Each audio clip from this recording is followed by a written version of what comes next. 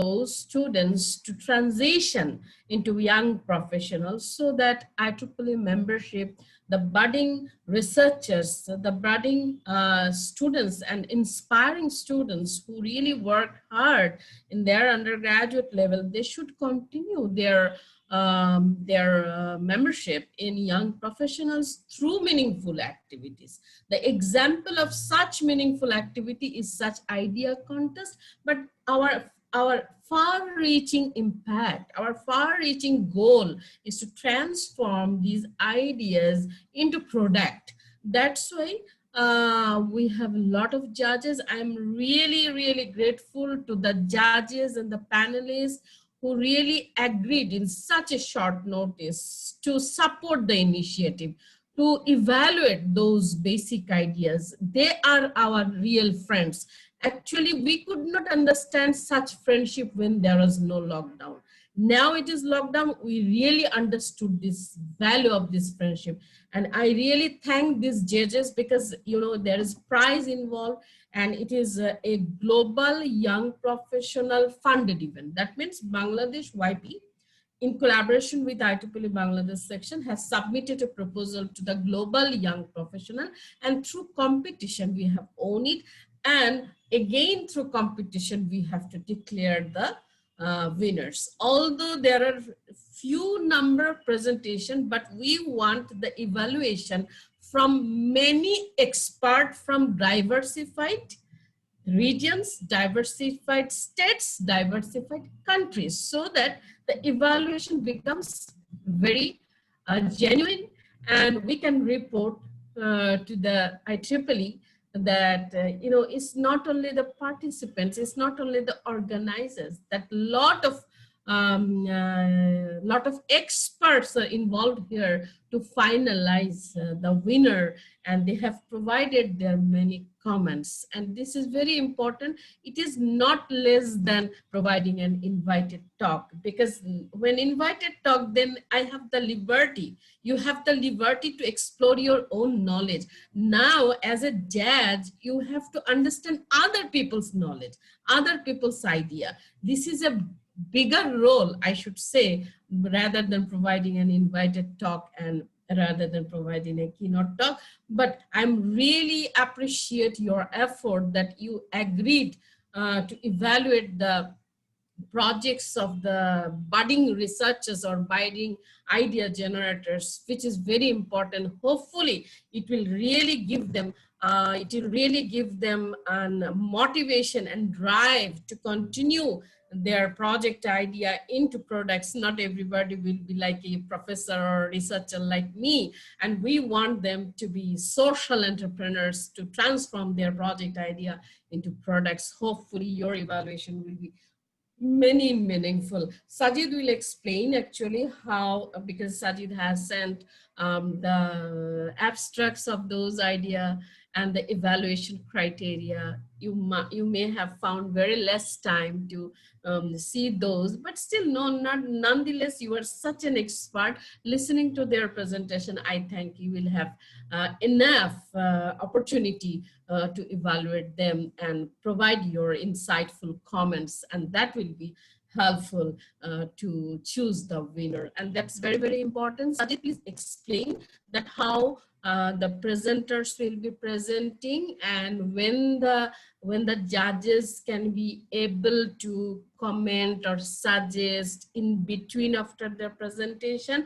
or they will provide their comments. Individual judge will provide their comments about each project at the end of the presentation. The way you want to do it, please explain the judges, because we have two judges who really want to move after 7:30 because they have a departmental meeting. Now there is lockdown, our department can give meeting even at 9 p.m. no matter, we are free all the time. This is the benefit of the virtual time, and we are doing meeting after 12 midnight.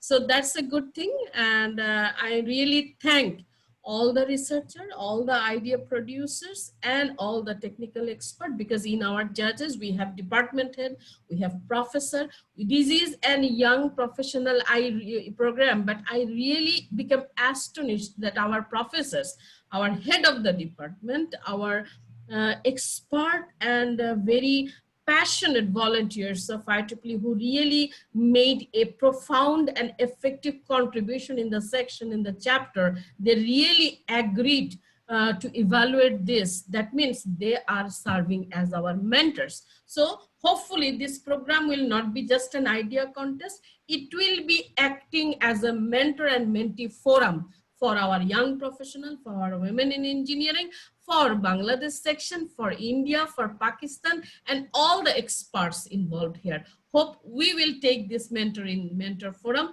in forward so that in other idea contest also, we can tell people, yes, we have an expert full, you can invite them anytime.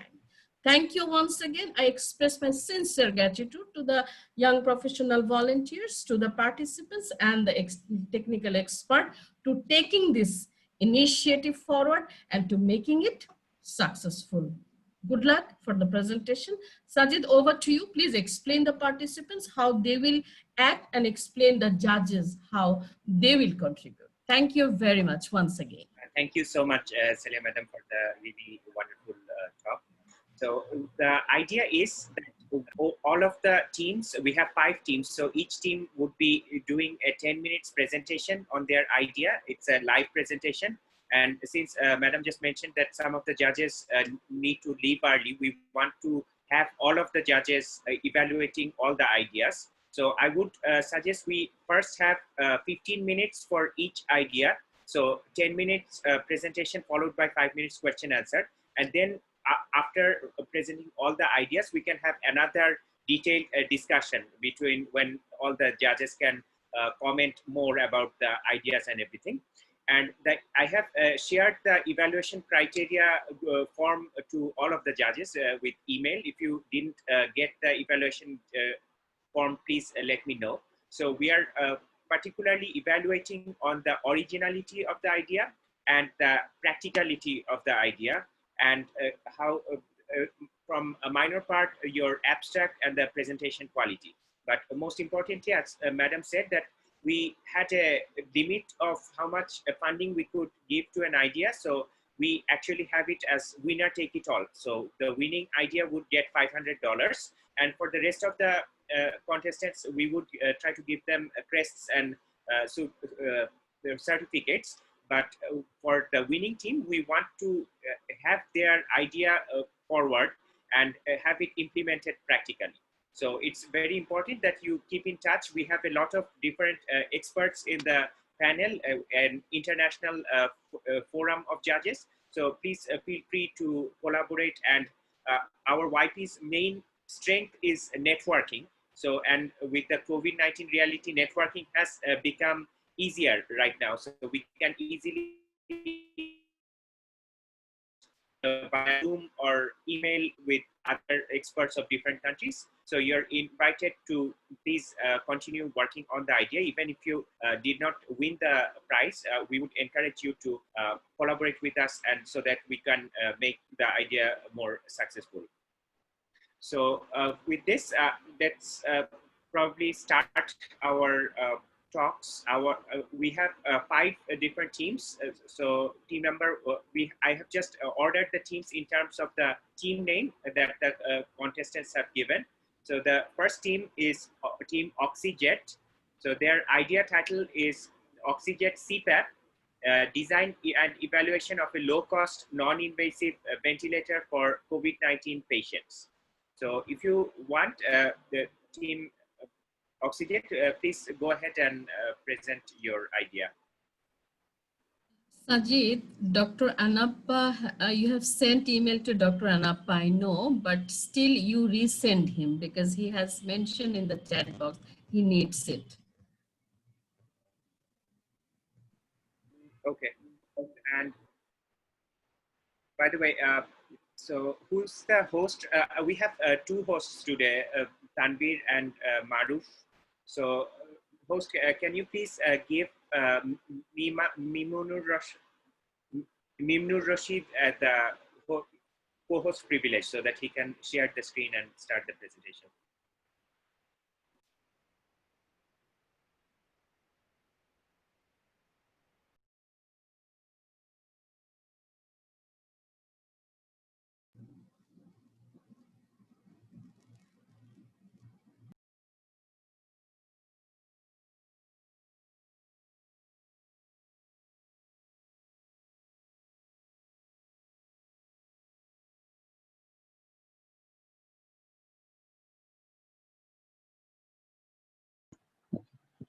Uh, Minimum issue as for some reason it cannot make any progress. Can you hear me? Hello. Hello, I'm present here, but I can't access Yeah, the screen share option. the host actually. Tanvir, are you there? Yes, I'm trying to make him co-host, but the option is not coming. Uh, To make it quick, the presenters, would you please share your presentation in the chat box so that Sajid can present from her side? Then the problem will be minimized. Is it Sajid? that we can do. I can play Yes, from my. yes, because we have to minimize the time. The presenter, please attach your presentation in the chat box. Then Okay, ma'am. it will be visible to others also, you know. While they are listening, they can see it, and also Sajid can share it.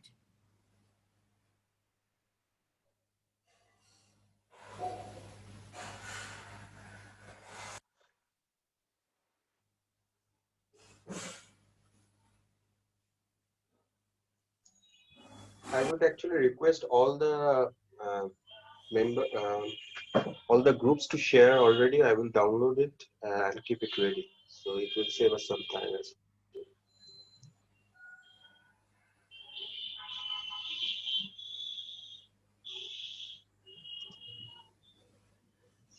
I have, Meanwhile, yes, I uh, have sent the presentation in the chat box. It's uploading. Thank you.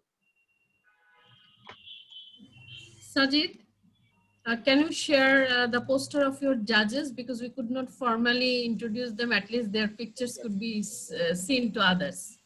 Then after the presentation is over, we can introduce them and we can listen to them before starting the presentation.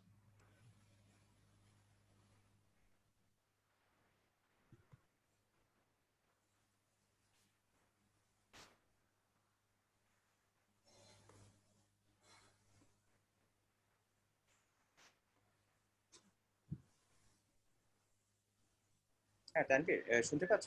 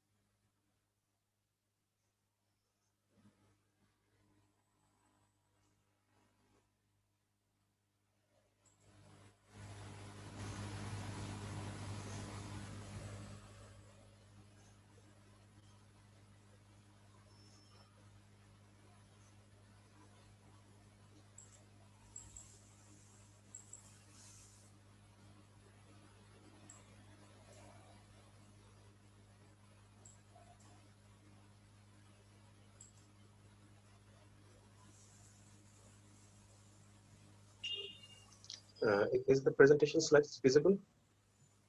Yes.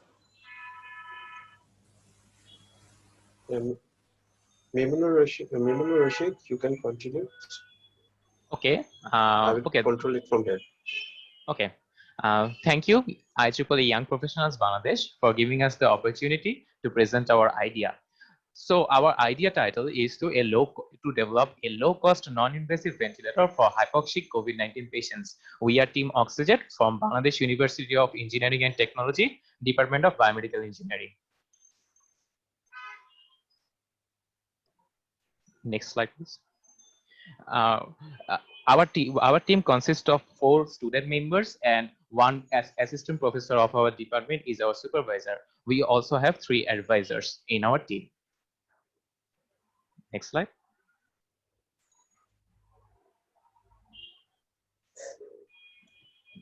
Next slide, please.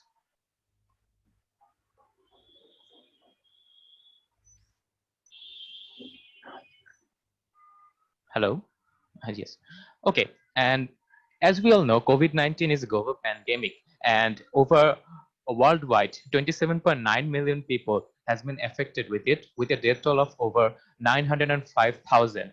And in Bangladesh, the death rate is about 1.4%, and worldwide, it's 3.24%. As we all know, a number of vaccines for COVID-19 is ongoing the trial phase, and COVID-19 is basically a respiratory disease requiring a large number of ventilators to conduct the treatment procedure, but poor economic condition in COVID and post-COVID situation in middle and lower income countries, they could not afford so many number of ventilators to maintain the affordability of healthcare service. Next up, please.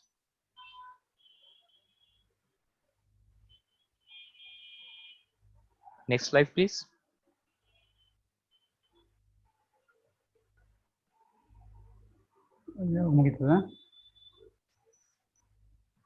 Next slide, please. Hello, this is Dr. Taufik, the supervisor of the project. Just want to mention, maybe it's better to just play the video if this is can be over time. Okay, please continue. Okay, so basically that brings us to our problem statement. Critical patients of COVID-19, they are at around 5% of critically ill patients who need invasive mechanical ventilators, and their mortality rate is very high. And 14% of the COVID-19 patients they are severely ill and they require high flow oxygen system or non-invasive ventilators to treatment. However, these non-invasive ventilators and high flow oxygen systems are very expensive to afford in numbers in low and middle income countries. So we aim to develop a low cost non-invasive ventilator to help the 14% patient and mitigate the increasing demand of the ventilator due to this pandemic. Next slide, please.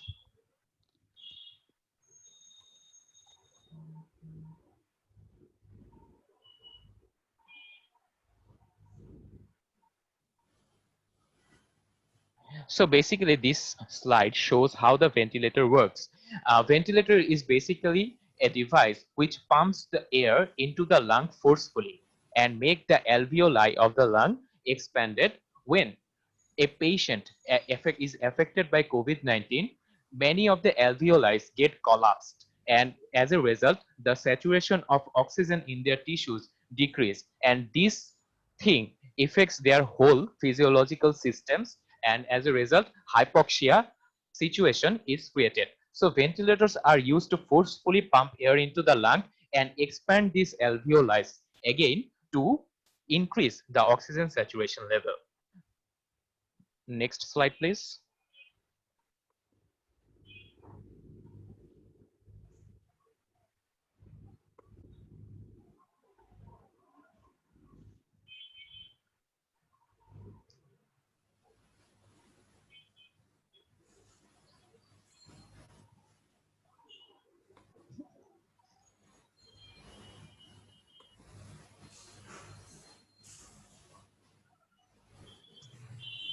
We are requesting kindly to go to the next slide. I cannot hear anything. Are you stopped? Can you go to the next slide, please? Hello? Yes. Yeah, I think the presenter has, yes, okay, go ahead. Okay, so there are basically two types of ventilators. One is non-invasive and another is invasive ventilator. Non-invasive ventilator is basically a ventilator the air by in which the air is transferred to the patient delivered by a mask, and this non-invasive ventilation is given to patients who can breathe spontaneously by himself or herself. It is less risky, and another method of non-invasive ventilation is to give continuous positive airway pressure or CPAP. This CPAP provides continuously air into the lung and maintain a PEEP pressure, or that is positive end expiratory pressure, for which pressure the alveoli, the collapsed alveoli gets expanded again. Thus, it creates the recruitment of alveoli, which helps to increase the oxygen saturation level in the hypoxic patients. On the other hand, invasive ventilation is a ventilator that requires intuition of endotracheal tube given to the patients, and this invasive ventilation is given to the patient who can't breathe by themselves. Their physical condition is too much as at risk, but this invasive ventilation has high mortality rate, and we aim to treat patients before they need the invasive ventilation. Can we go to the next slide, please?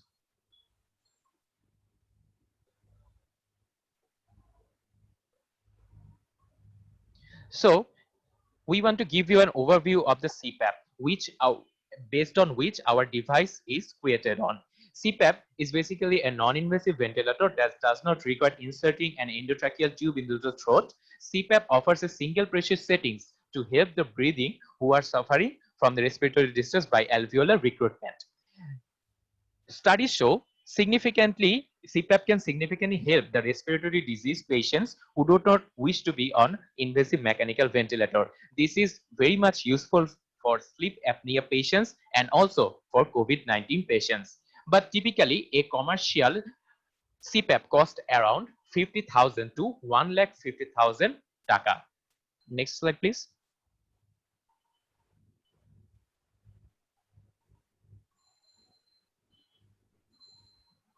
So this is our proposed solution, oxygen CPAP. This oxygen CPAP basically a non-invasive ventilator, and it costs around $50 the whole setup, and it can provide a positive end expiratory pressure of up to 20 centimeter water. Basically, to treat patients, doctors set the peak pressure level to 5 to 10 centimeter water, but our device can provide up to 20 centimeter of water, and our device can provide maximum flow rate of 75 liter per minute. This is the system overview. As you can see, our oxygen CPAP device can attach into the oxygen supply, medical oxygen supply system, or an oxygen cylinder, and thus it has two inlets. From one, it can intake the oxygen from the oxygen source, and from another, it will intake atmospheric air to create a jet mixture of oxygen and room air to create a high flow pressurized CPAP. And this flow is delivered to the patients by breathing circuit via a snorkel mask. Okay, next slide. As we all know, COVID-19, the world is going through a global pandemic, this COVID-19, and this low-cost oxygen CPAP can be our response to this crisis. And this is the figures show a comparative prices of the existing treatment devices and our proposed solution. As you all know, high flow oxygen system can cost around 7 to 8 lakh taka, and a non-invasive CPAP device can cost about 1.5 lakh taka, but our whole oxygen CPAP system can be made under $50 because it doesn't require any electricity and complicated machineries. Next slide, please. This is basically our oxygen device design. It is basically made by computer aided design or CAD design, and it is developed by 3D printing. It is a screw based assembly system which will screw with the existing oxygen sources, and oxygen connector is made of metal. which can take a lot of pressure in the system. And we have used jet mixing principle to create this pressurized CPAP flow. Next slide, please.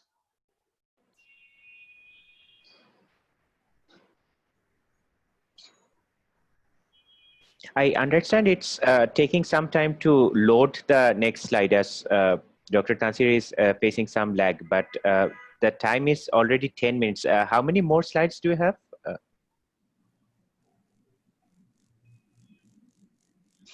Sir, we have 7 more slides. Okay, I think you need to quickly wrap this up, maybe highlight on the results and the future outlook part more. Okay, so basically the system overview, as we all discussed about it, this is our overall system and doesn't require any electricity and costs up to 50, only it can be developed under $50. Can we go to the next slide?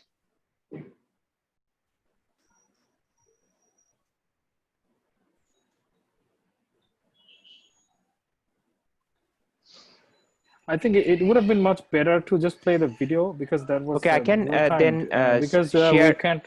Yeah, share please my screen and then play the video. Yeah. That would be At probably this faster. moment, But I at this think we can just go to the next few slides quickly. I think we can wrap up. Yes, it's better because the slides are available in the chat box. Anyone can see it. The judges Yeah. can see it and the other presenters and other participants can see it. Please kindly wrap up quickly. Don't just change the Now you can share actually. Now I have given the permission. Yes, yes, I can. Yes, I can. Okay, I'm sharing.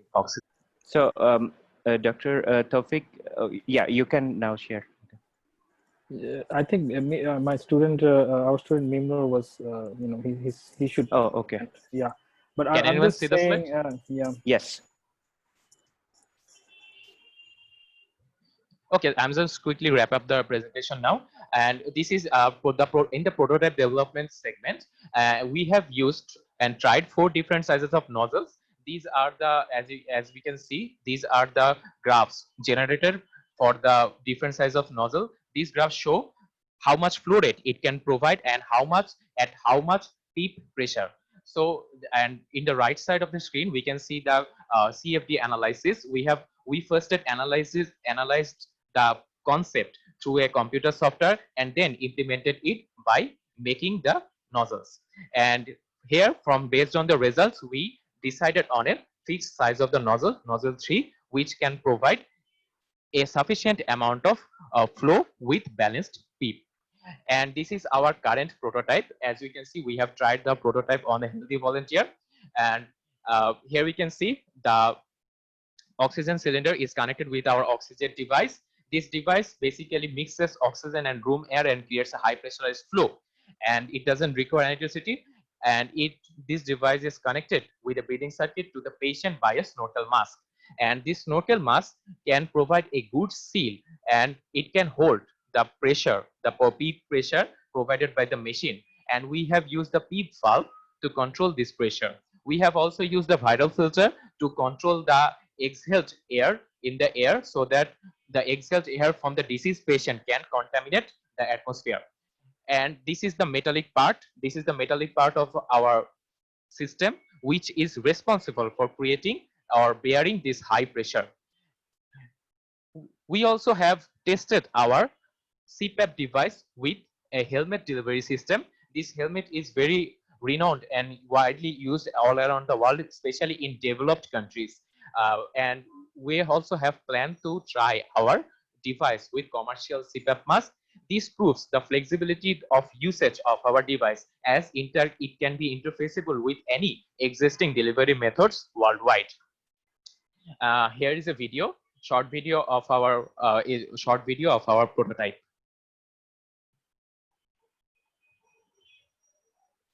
As we can see, the movement of the snorkel mask proves the proper sealing of the delivery system.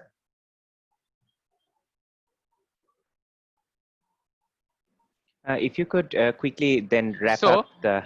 Yes. project. Thank you. So the advantage of our solution is easy and simple to use. It requires no electricity, very low cost, and all the components are already available in Bangladesh and also all around the world. and we have future plan to evaluate our device with commercially available ventilator measurement devices. We are also preparing our application for ethical clearance to perform a pilot clinical study at Dhaka Medical College and Hospital. Once the device has gone through the pilot clinical trial and our proof of concept using the commercially available measurement devices, we aim to go for full phase clinical trial and mass production. And we also have intention to develop our CPAP into BiPAP and commercial and like high flow nasal cannula system. Thank you, everyone. We are Team Oxygen. This was our presentation.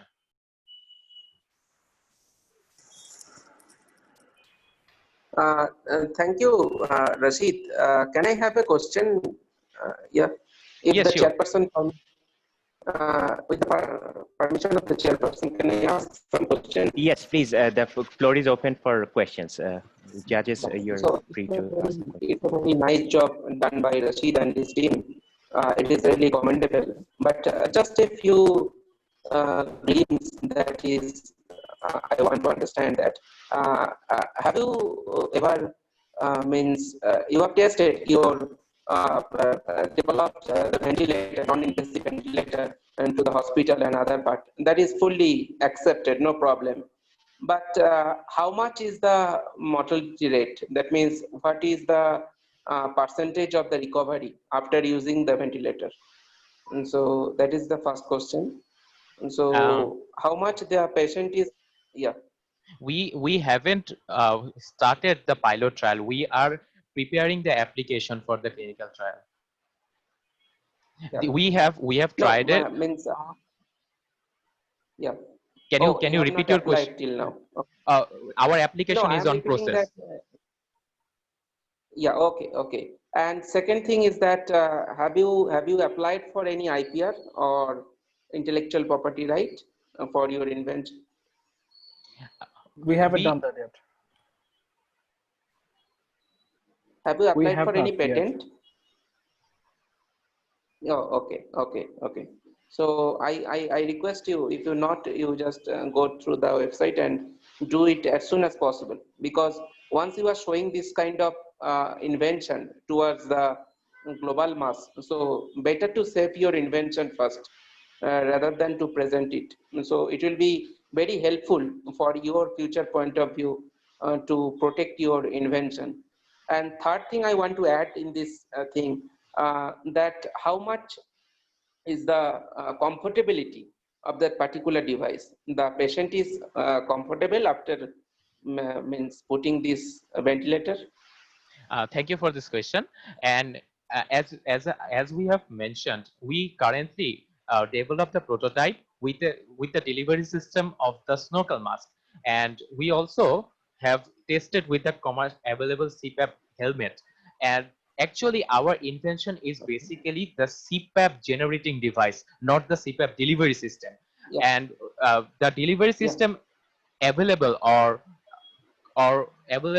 going on at the moment is basically the commercial CPAP mask. We have procured some CPAP mask and we aim to test those CPAP mask with our device in the future. Okay. Thank you so much. Thank you. All the best. Thank you. Hello. This side. Hello. Hello. Hello. This is Dr. Nobamita Banerjee Roy. May I ask? I don't have question. Rather, I have a query. Yes, sure. Regarding, because I'm not an expert in this technology at all, but actually I am presently seeing a BiPAP machine in my home, and my mother-in-law is using it because of the deficiency of oxygen. So how is the technology different? I mean, with the kind you are showing, CPAP and BiPAP. Okay. Basically, the commercial CPAP. Hello. Yes. Basically, the commercial BiPAP or CPAP. A BiPAP machine can deliver both BiPAP and CPAP. The commercial CPAP or BiPAP machine basically works with an axial fan. With an use of fan, they pull the atmospheric air and they create the high pressure from that fan, and they deliver it through a humidifier or heated humidifier to the patient. So for generating the pressurized air, In the BiPAP machine, they use an axial and centrifugal fan, but we are using existing energy stored inside the oxygen sources like oxygen cylinder or medical supply line. So there's a difference between that. It's in the BiPAP machine, the flow is generated out of only atmospheric air using centrifugal fan, and we with electricity, of course, and we aren't using any electricity, we are using the energy stored in the oxygen sources. So this is the technological difference. Okay, thank you very much. Thank you. This side, Professor Tanupriya Chaudhary from UPS Dehradun. I just want to ask one question. What is the right now? What is the full prototype you are using? What will be the cost? Total cost? Okay, as we have also mentioned, the total cost will be under $50. We have calculated the prices of each individual component, and it will be under $50 for sure. Okay, And thank we you. can just give a breakdown. Only our CPAP device for manufacturing it's called in Bangladeshi currency 500 taka, which can be compared to $8, around $8 to $10, and yeah, so that's about it. So for the machine only, or or our project only, to develop it, it will maximum require $20. I think I just want to add like one comment. I'm the supervisor of the project. So I think what Rashid is mentioning, just the cost of the parts. So we are not factoring in like the labor for mass production, or like maybe in future some larger clinical trial or marketing and all that. So in the end, if it really goes to the market, the actual selling price may need to be higher. But you can understand, like I mean, we're not really factoring in the labor cost. So if you're factoring in only the component cost, this is what's coming up. Actually, Sajid, we need to limit the question. We have to finish the presentation because we Yes. need equal number of judges and their marks for each presentation, because some of our judges will leave. I After the agree. presentation over, then we will open the question answer session. Please follow this. Okay, and Otherwise, also, the in number the of interest of time, I think I'm just going to use the pre-recorded videos. It might be faster for and presentation. better, we need to ensure equal number of judgment for each presentation. Yes. So I'm just going to share the next presentation, which is from Team Pentatonics. So here we go. Hello everyone, welcome to the presentation of Team Pentatonics. I, NANOSTRUCUTRES, will present our idea, low-cost nanobiosensor to test and control future infectious disease outbreaks. It is needless to say the devastating effect the COVID-19 pandemic has left among us, but it has also revealed several areas of improvement of healthcare But the video systems. quality is very Redesigning low. and reinforcement of Cannot healthcare see. systems is an imperative for low and middle income countries to deal with such a large number of COVID-19 patients that are coming every day. However, the most critical improvement that has to be made is, of course, introducing a robust, affordable, and efficient testing ability. The testing mechanism should also be extensible to variations and mutations of the novel 2019 coronavirus, and hence this should aid us during the next infectious disease outbreaks. We propose a testing device that can help us to expedite this testing and isolating process with considerable affordability and good performance. It is believed that existing inequalities in healthcare systems brings about a devastating effect for communities and disadvantages. UNDP believes that about more than 1.6 billion of the total global population does not receive fully the essential healthcare services that they need. So the UNDP aims to have a universal healthcare coverage, ensuring essential healthcare services for all within 2030 under the goal 3 of SDG. The World Health Organization has already delivered the emergency message of test, test, and test so as to ensure proper preventive measures and precautions that can be taken before an increasing surge of patients emerges during the COVID-19 crisis. If you see the pictures in the right, you can see that all the doctors in a hospital are struggling to save the life of a single COVID-19 patient. And you can see in the other picture that this is a testing center in Bangladesh where several people have gathered up to test themselves for COVID-19 positivity.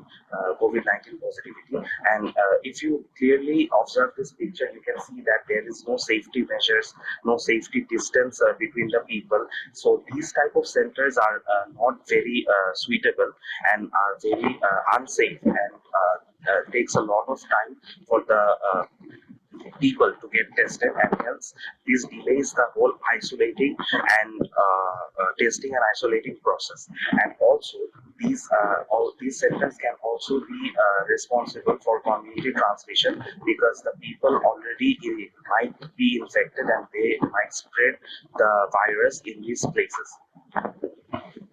So our main idea is to introduce an affordable and efficient nanomaterial-based electrochemical sensor to detect the novel virus structures. So the healthcare systems can use this sensor to expedite their testing and isolating process. If the people can use these sensors themselves, or the monitoring agencies can use them and test the patients or test infected people, and then compute whether someone is positive or not.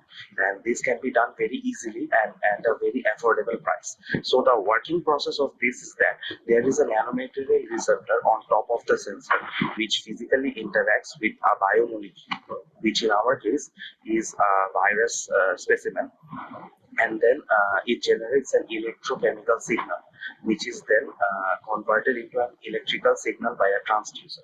The electrical signal provided by the transducer is very weak, and hence it needs to be amplified by an amplifier, after which we get our desired signal, which is then processed to give desired output in the display. The use of nanostructures as electrochemical sensors is not a new idea. It has been already well established in many systems and in many sensing systems.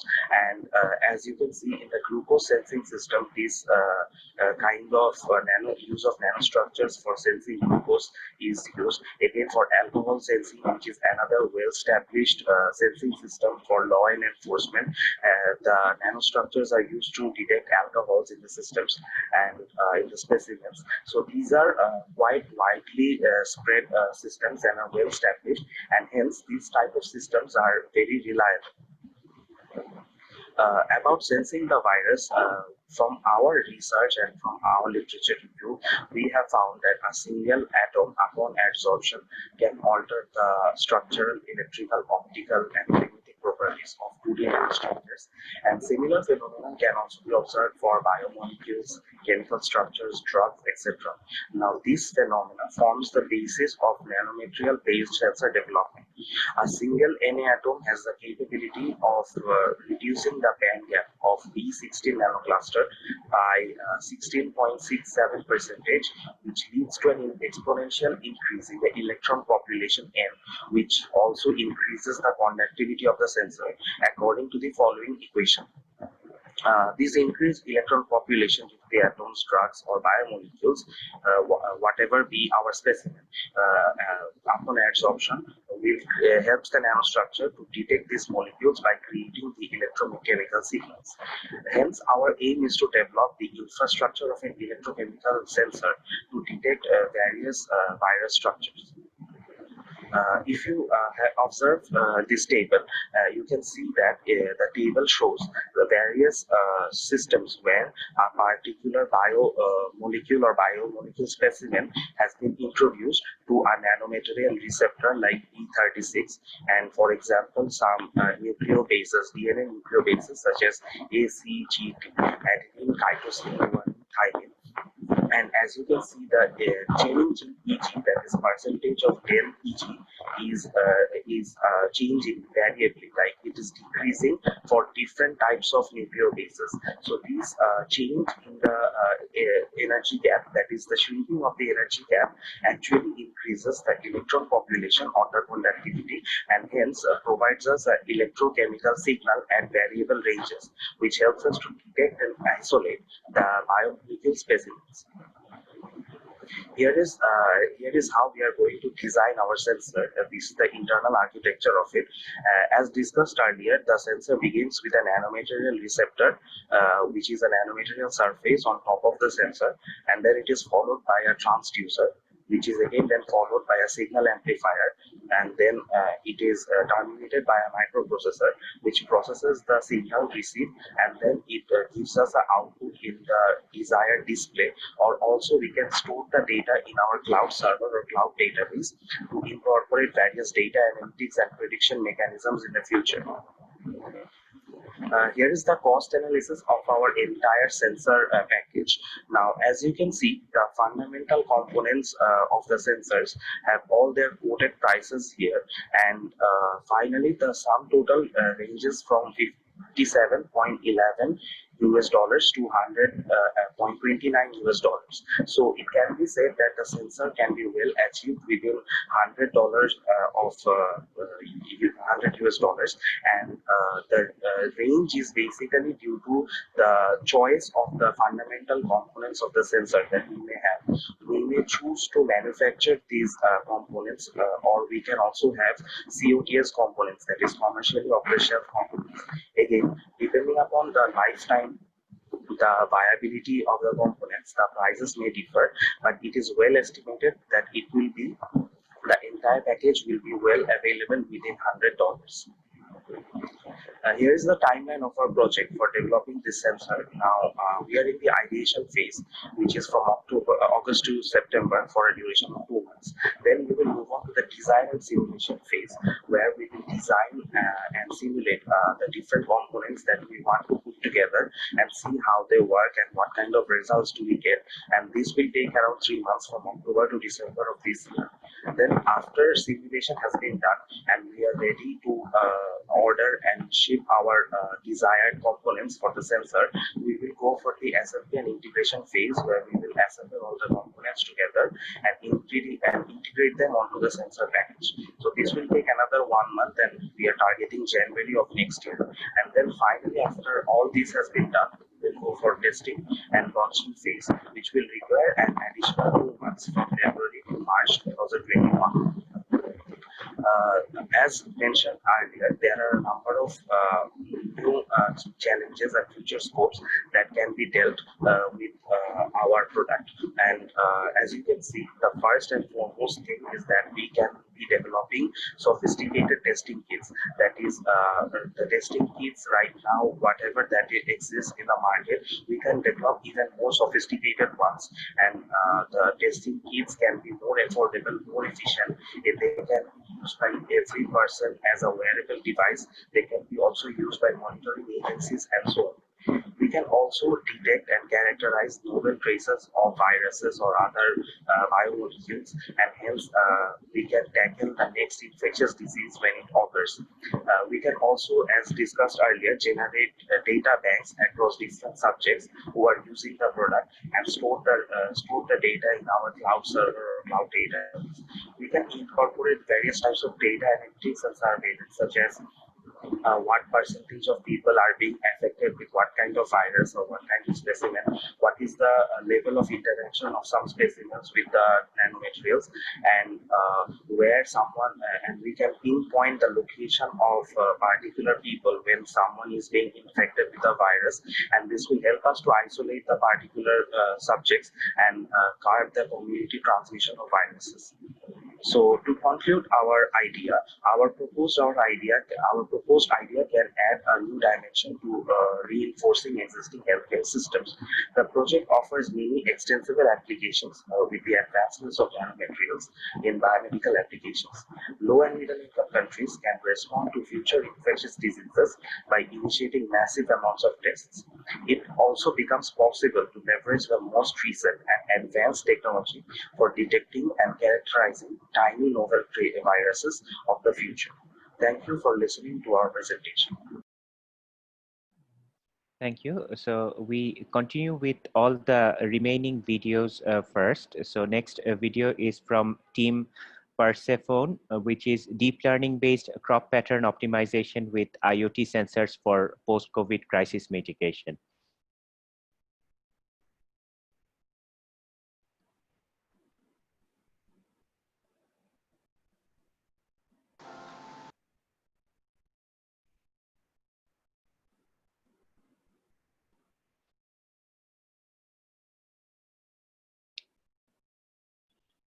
Team Persephone, presenting Optimum Aggregated Farming. Hello and welcome to the IEEE Young Professionals Idea Contest Grand Finale. Let me start with a simple question. What is the sorrow of China? Well, we all know the answer. It's the Huanghe River. Now, if I ask you what is the sorrow of a Bangladeshi farmer, the answer is also quite obvious. It's the abnormal price drop in the local market. Let me tell you one recent incident. Bushemia, who is a potato farmer from a remote village, had to sell all his produced potatoes in a local market at a huge loss. He had no idea that there would be a huge supply of potato in the market at that time, and the price would have collapsed due to the huge surplus of supply. We believe that he might never face such a loss if he had the forecast of the tentative demand-supply statistics and a helping hand to suggest which crop to grow according to the seasonal demand to maximize his profit. Now, let me tell you another recent incident. When our neighboring country, India, banned onion export because of a shortage in the supply in their domestic market, we experienced a huge and unexpected price hike for the supply shortage of onion. Such abnormal price swings put pressure on the low and middle income people. Tension in the commodity market is deemed to deteriorate in the post-pandemic period as well due to the increase in shipping cost and the restriction in the export and import. This clearly points out that we can no longer take the risk of depending on other countries for our food supply in the near future. Farmers are also failing to cope with the changing demand patterns with their age-old intuition. It is a harrowing fact that no other country other than Bangladesh has such limited agricultural land to feed so many people. Around 2021, Bangladesh is likely to ensure food for 200 million people. On top of that, every year we are losing 24,000 acres of cultivable land due to the natural disasters, urbanization, and degradation.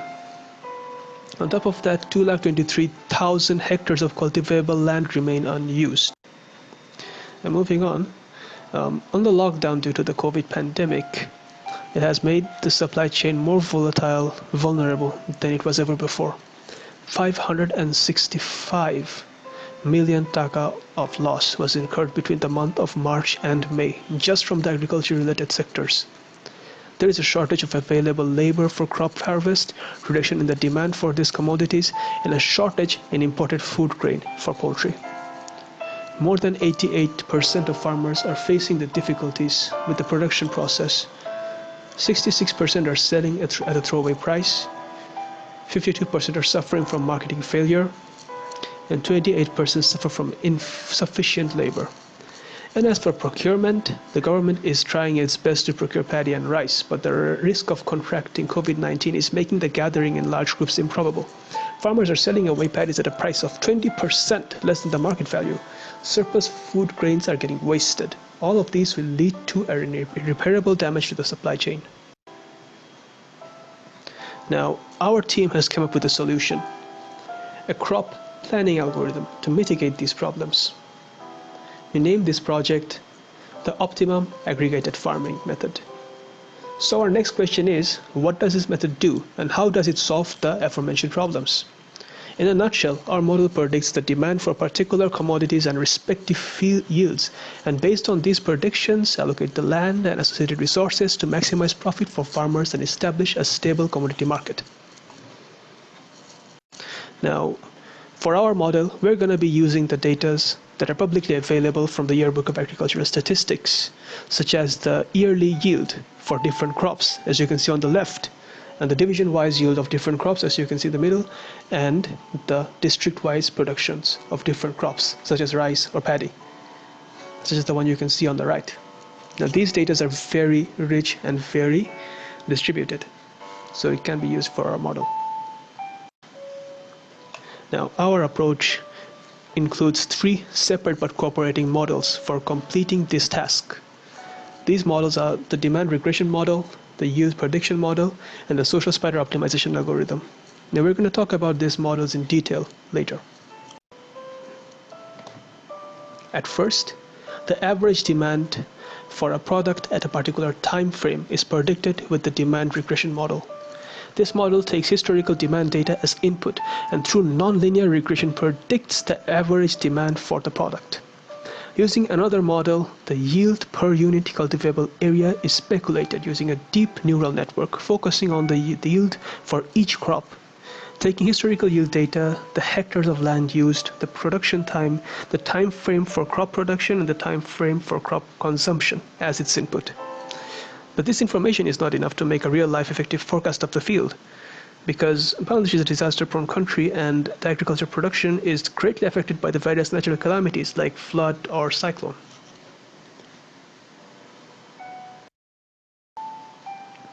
Hence, we're going to be using soil nutrients and moisture levels to play an important role in determining the yield of any crop.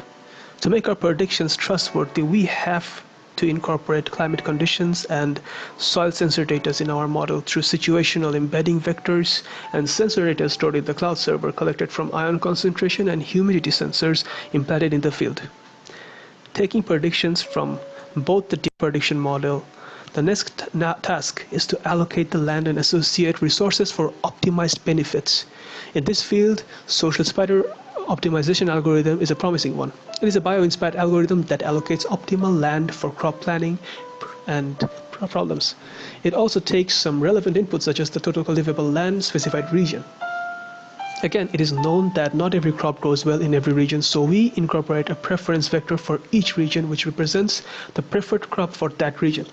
Optimization constraints are set to minimize the discrepancy between the supply and demand, whereas maximizing the profit for the farmer and the yield per hectare land. Our final target is to generate a target map with a projected production rate for individual crops in every time frame, like the one you can see on left. Now these target maps and the projected data are going to be sent to the regional agriculture extension department offices. From these officers and through the SMS services, suggestions on choosing crop for upcoming season and relevant data will be transmitted to local farmers. Our unique optimization mapping will revolutionize agriculture in Bangladesh in various aspects. This design will help both small farmers and consumers, as well as the government. Through implementing this method, fair price for farmers can be ensured, along with reduced occasional abnormal price hikes, which will decrease pressure on already struggling lower-class people in the post-pandemic era. This model will help to ensure food safety for people of all classes, consequently assisting the government to meet the SDG goals of zero hunger and responsible consumption. Meanwhile, a stable commodity market will disappoint hoarders, consequently prevent them from escalating tension within the market. Again, our cultivable land area is shrinking, and this type of optimization can make the best use of available land and associated resources. Now let us conclude with a quote from Arundhati Roy. As she says, the pandemic has forced humans to break with the past and imagine a new world anew. Let's reimagine our agriculture with the magic of machine learning and data-driven predictions. If not today, we can be prepared for the tomorrow. Thank you.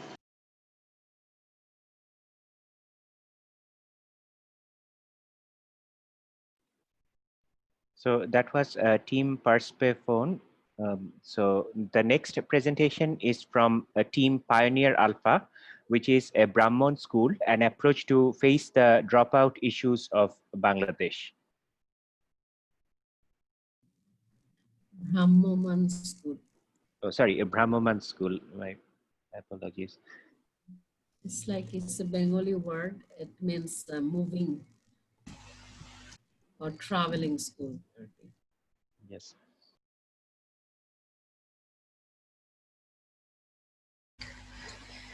I am MD Abdullah Al Nasim, presenting our approach titled Brahmomani School, an approach to patch dropout issue of Bangladesh.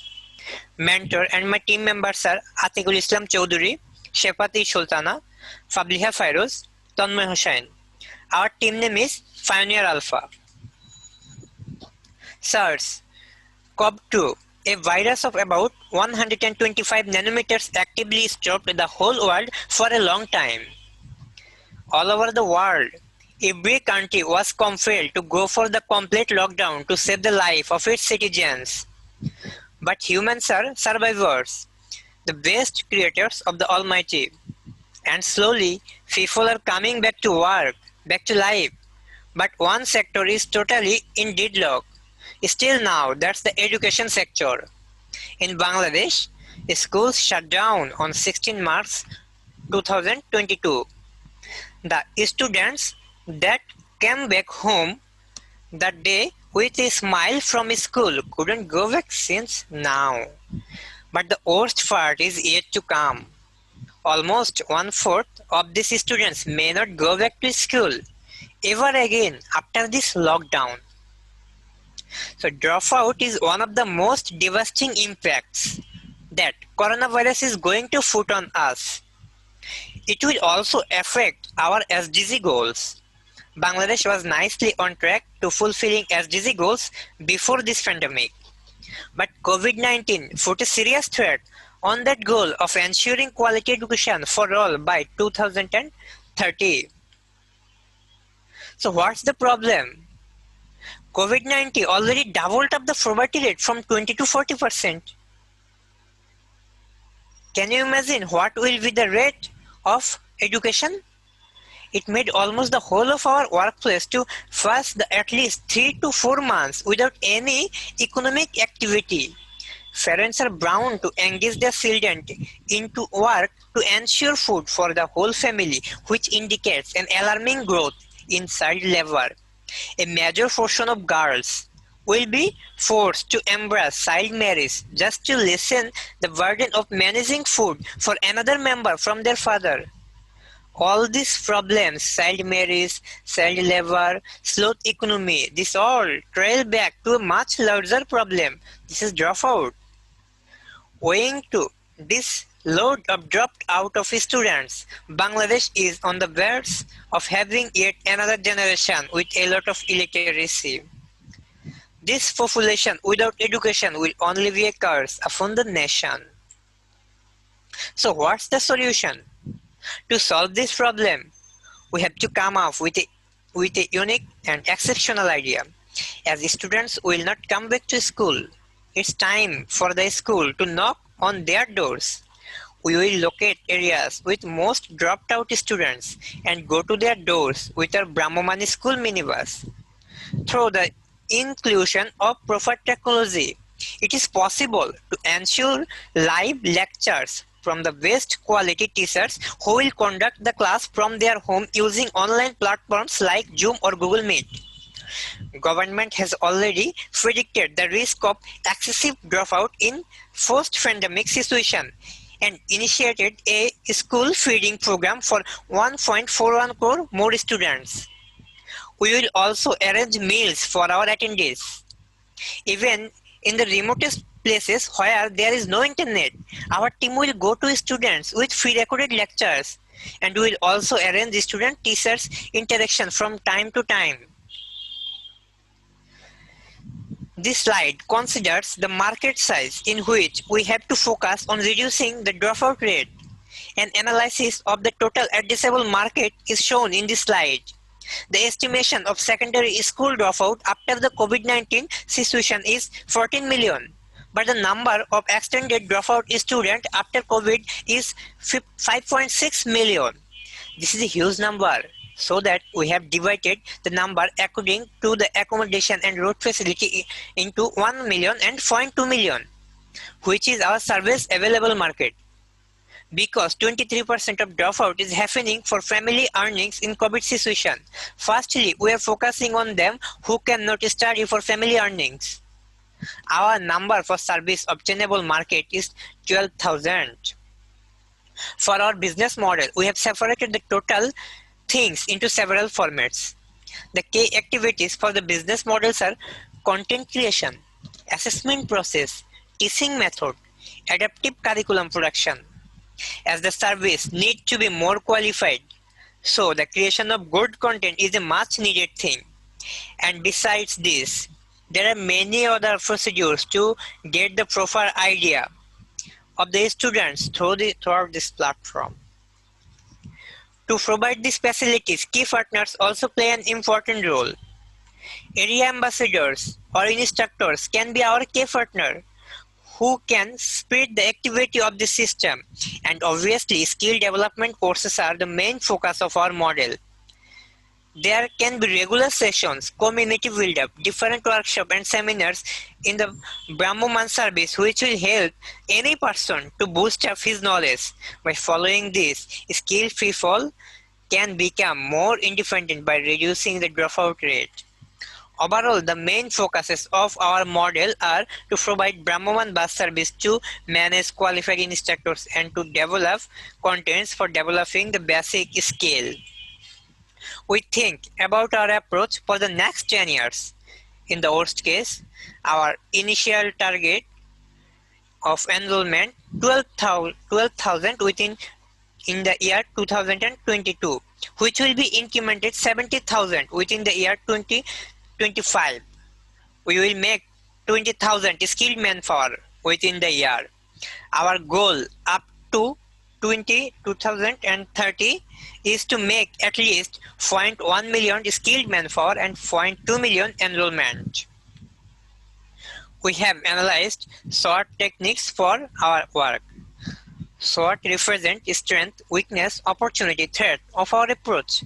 Here, our strengths are skill-based learning for earning, qualified instructor, mid-day meal. Here, our weaknesses are time-consuming, poor interaction with learners, takes too long to reply. Our opportunities are increased literacy rate, job opportunities, improvement of thinking power, decrease in social crimes, and our threat is through to ensure the exact learning outcome. Thank you.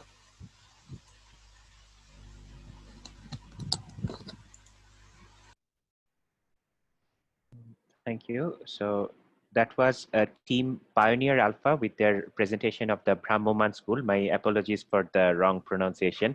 So next, our last presentation for today is Team Sparkers. So their idea is a student-based education platform for undergraduate studies in pandemic time.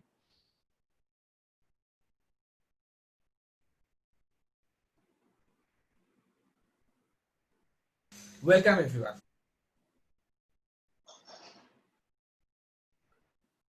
Welcome everyone. I am Dipin Shaha, pursuing my electrical and electronic engineering degree from University of Rajshahi.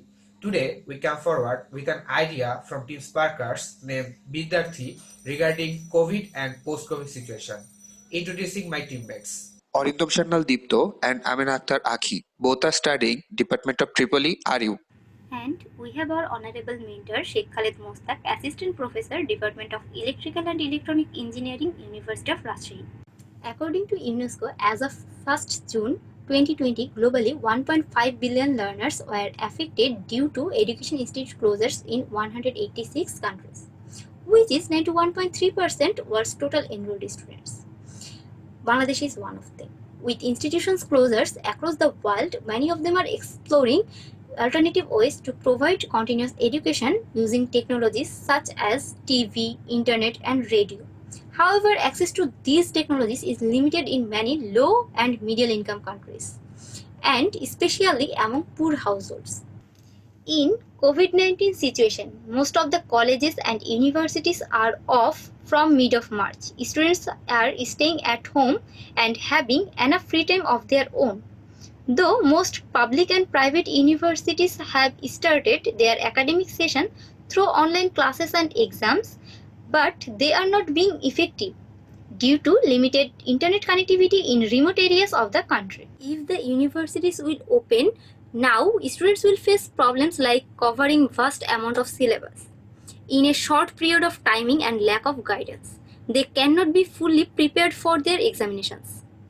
Video online lectures could have been a solution, but almost all the faculty members are somewhat restricted by the rules in uploading video lectures in publicly.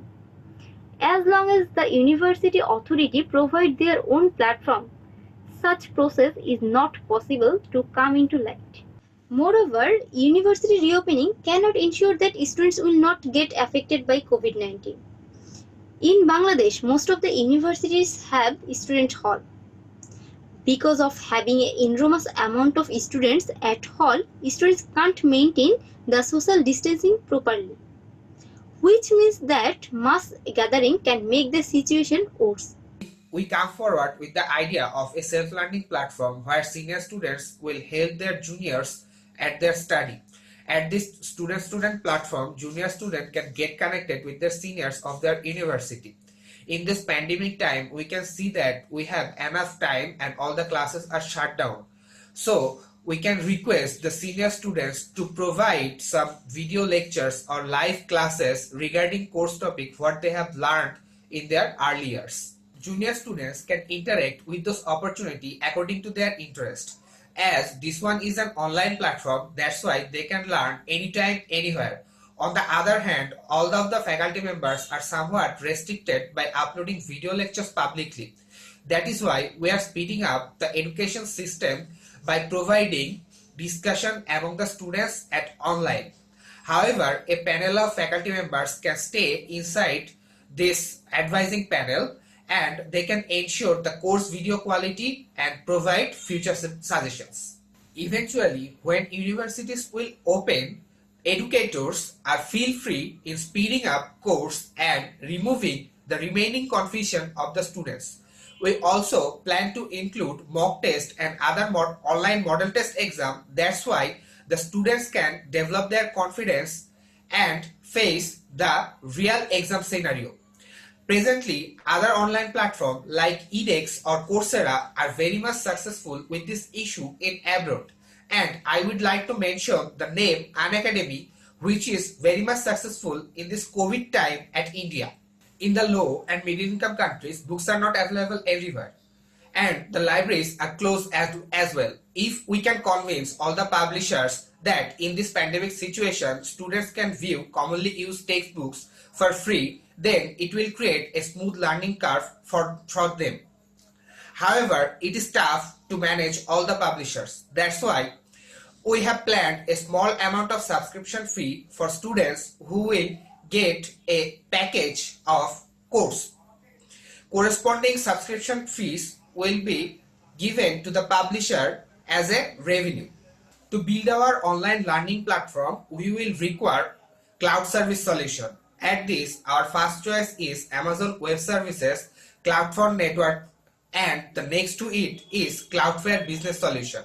At the logistics section, we will also require a web application and smartphone app where educators and the students can contribute and share their knowledge. We also need a number of network engineers, backend and front-end developers to maintain and update the system. At content distribution section, when the video or class is ready for upload, tutors can upload it to our cloud storage. After optimized encoding by the media conversion tool, it will be ready for origination and distribution. At the same time, it is also available at user's device. From the slides, you can see the AWS solutions costing. At subcontinent region, up to 50 terabytes of media streaming service will consume up to 6 lakhs of Bangladeshi taka.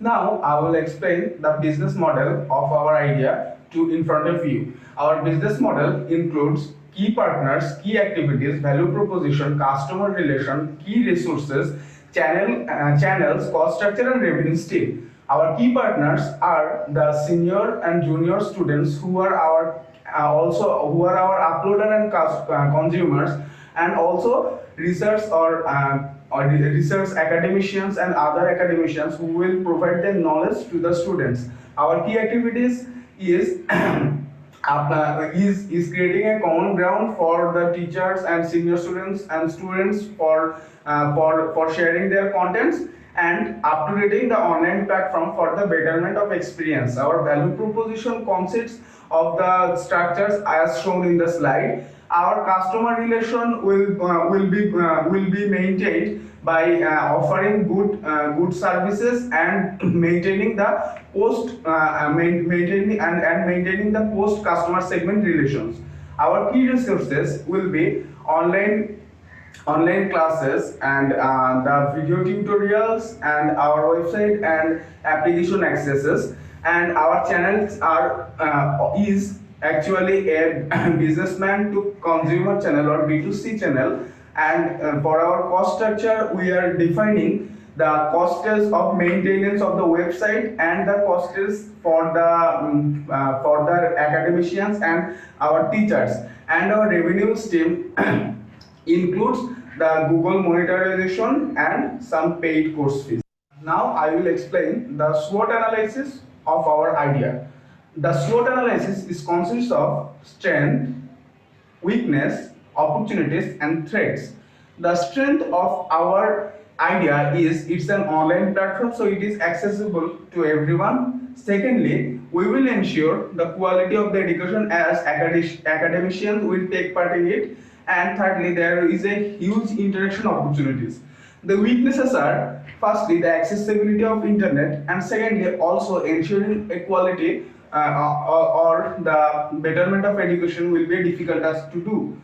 Then comes the opportunities. There is a huge opportunities on this field to move on, as the opportunity provides the senior and junior students interaction in a common platform to discuss their idea, and a huge platform for sharing their skill and interchangeable their knowledge in a common ground. And for the threats, we are considering the threats of the threats of online accessibility, and the higher initial investment is also a potential threat to our idea. In the financing procedure, the first fund collection method which we will prefer is from seeking fund from the government, as government is very much concerned on education. Secondly, we will seek fund from the international and other organizations. Thirdly, we will try to seek funds from initial and other investors who are willing to invest on education sectors. And fourthly, if these ideas do not work, we will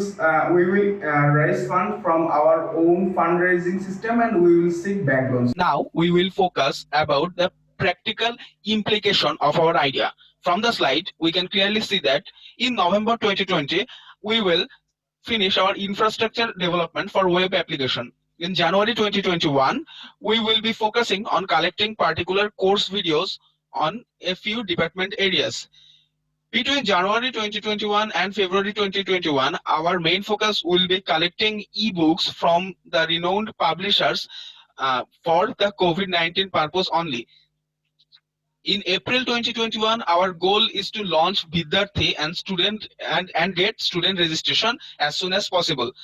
Our targeted goal for June 2021 is quality assurance and developing contents for other subject areas. So this was the practical implication for Vidyarthi, and we can clearly see that this implication will not only work during the COVID-19 process, but it shall also work but it will also work in post-COVID situation too, because after the universities will open after the post-COVID scenario, the universities will face a great collision between between semesters and between the current and leftover courses. So this is clearly a visible solution for all of the educational purpose, we think. Thank you.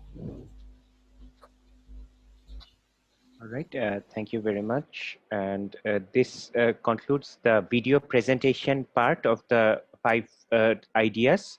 So right now, since we had some question answer discussion for our first team, well, I would like to have a open discussion for the team 2 through 5. each team getting about 10 minutes of question answer. And I would like to request Dr. Tansir to moderate the question answer session. Dr. Tansir is a vice chair of the IEEE Young Professionals.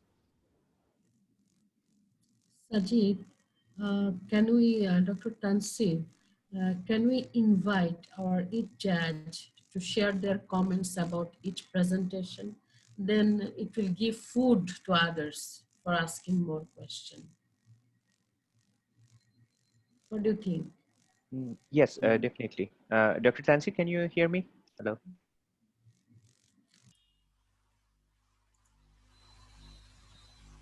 I think judges, you can volunteer or we can call your name.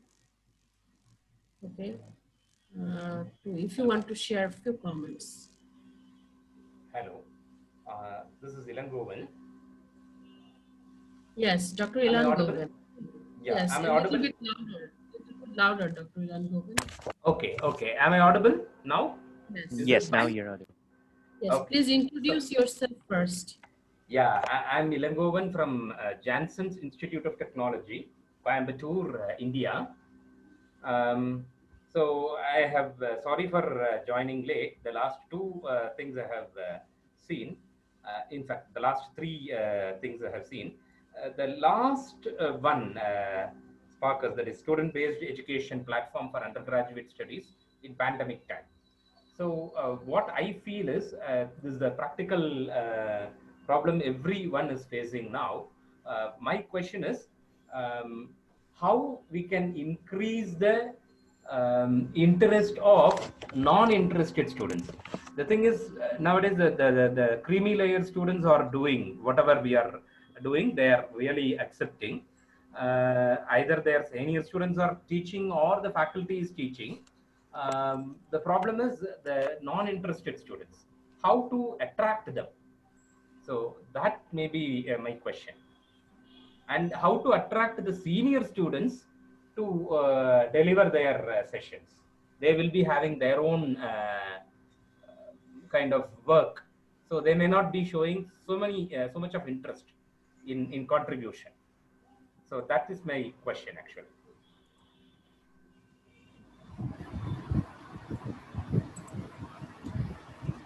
Hello. Good evening, all. This is Dr. Tanmaya from India itself, Bhubaneswar, KT University.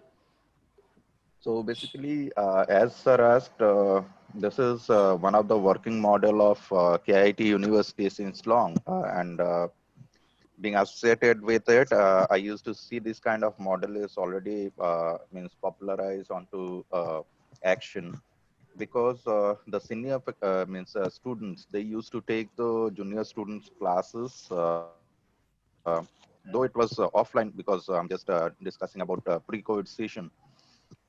At that time the senior students used to take the classes of the juniors, okay, and the junior students were more open to the senior students compared to us, and the learning methodology was working well, really well, and it was really appreciated, and the number of students turned up to the classes were very high on two cases. uh, so these are the things that I hope in one way can answer your questions. So I'm not the right person to answer, but as I saw these things in my university to happen, so that's why I just replied to your question. So Okay, beyond sir. that, yeah, Yeah. Yeah, please, beyond sir. that, yeah, beyond that, Dr. Celia told to open up ourselves,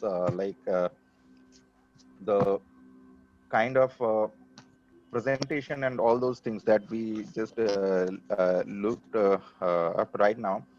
So I'm really impressed with the efforts made by the students itself and their thought process, because it's really appreciable. And the first concept that was represented by Oxyzet is really like a unique kind of thing, in terms of if the work is of a student, means the students are involved onto this, as well as other low cost nanobiosensor is also one of the good model that I have seen. And other presentations as Team Persephone, then Team Pioneer Alpha and Sparkles they have presented are very nice.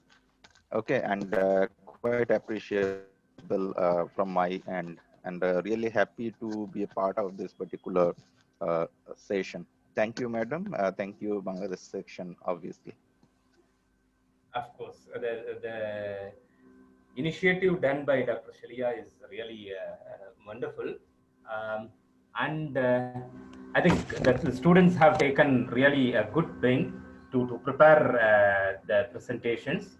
So all the ideas, the thing is, the thought process is really good. We need to congratulate each and every one of the participants. And based on this particular thing only, in KT University, that hosted its first of kind HR conclave, and very happy to share that I was one of the coordinator of that particular event, and it was named as the means service provided by the electrical engineers to mitigate the COVID situations.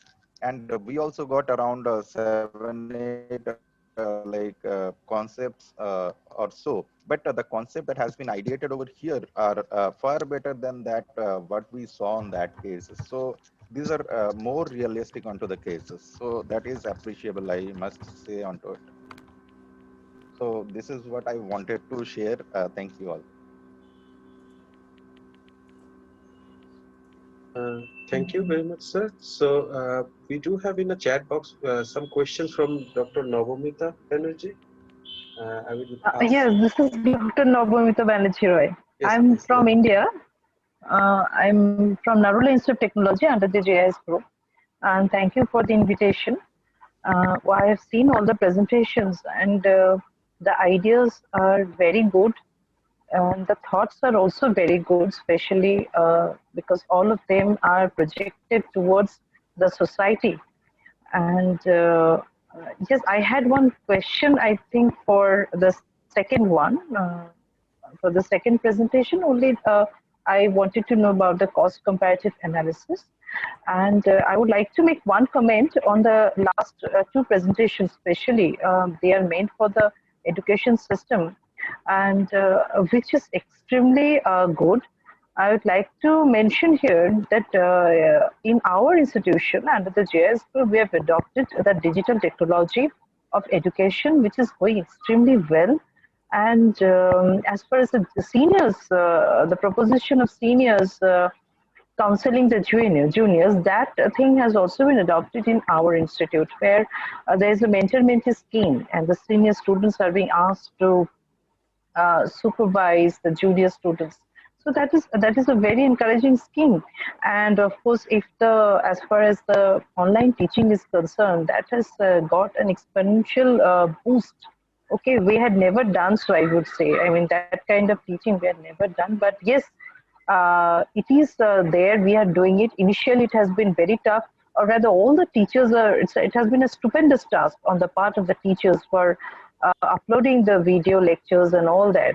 But yes, we have created a digital platform and a server on our own, in which the teachers are uploading their videos, the video lectures. So, and it will be an extremely beneficial for the students, because we are also having online classes, but at the same time they're having their portals where they can just one click of a mouse, they can get everything. They can get the video lectures, PPTs, they can get the video demonstrations of the laboratories. Okay, so the proposition of the digital technology, the digital teaching, is commendable, and it will remain so even after the pandemic situation is over. So our education system has seen a new era, and it will continue. So that's all I have to say. I congratulate all the presentators and their work. It's commendable. It's very hard to judge whose is the best. All of them are very good. So my heartiest congratulations to you. Yes, I had only one question. So I think I would request the team workers in that project to give a cost comparative analysis of the present of the testing kit that they have developed with the existing ones. That's all I needed to know.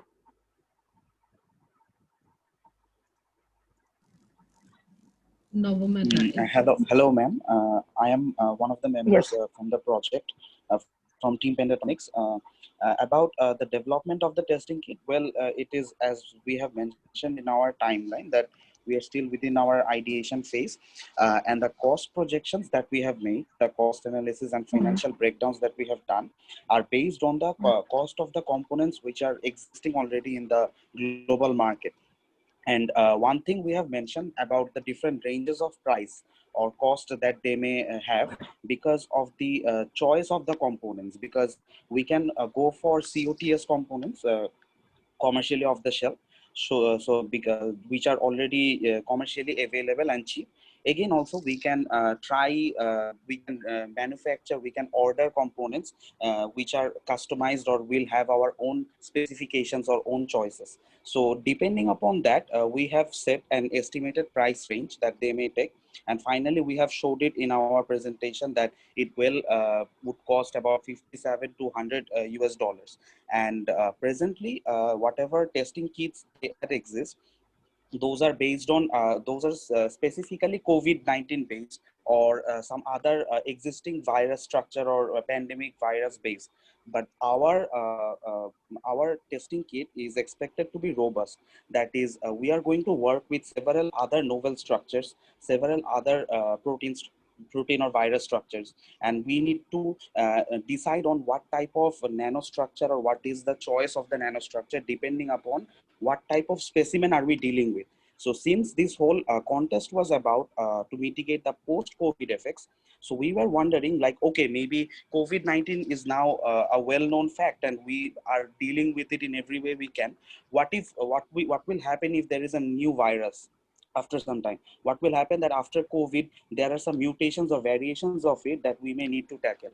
So hence our testing kit was organized in that way so that we can resort to those situations, and hence our prices vary within some levels of choices that we need to choose depending upon what type of specimens or what type of viruses we are dealing with. I hope that answers the question. Thank you very much for your idea.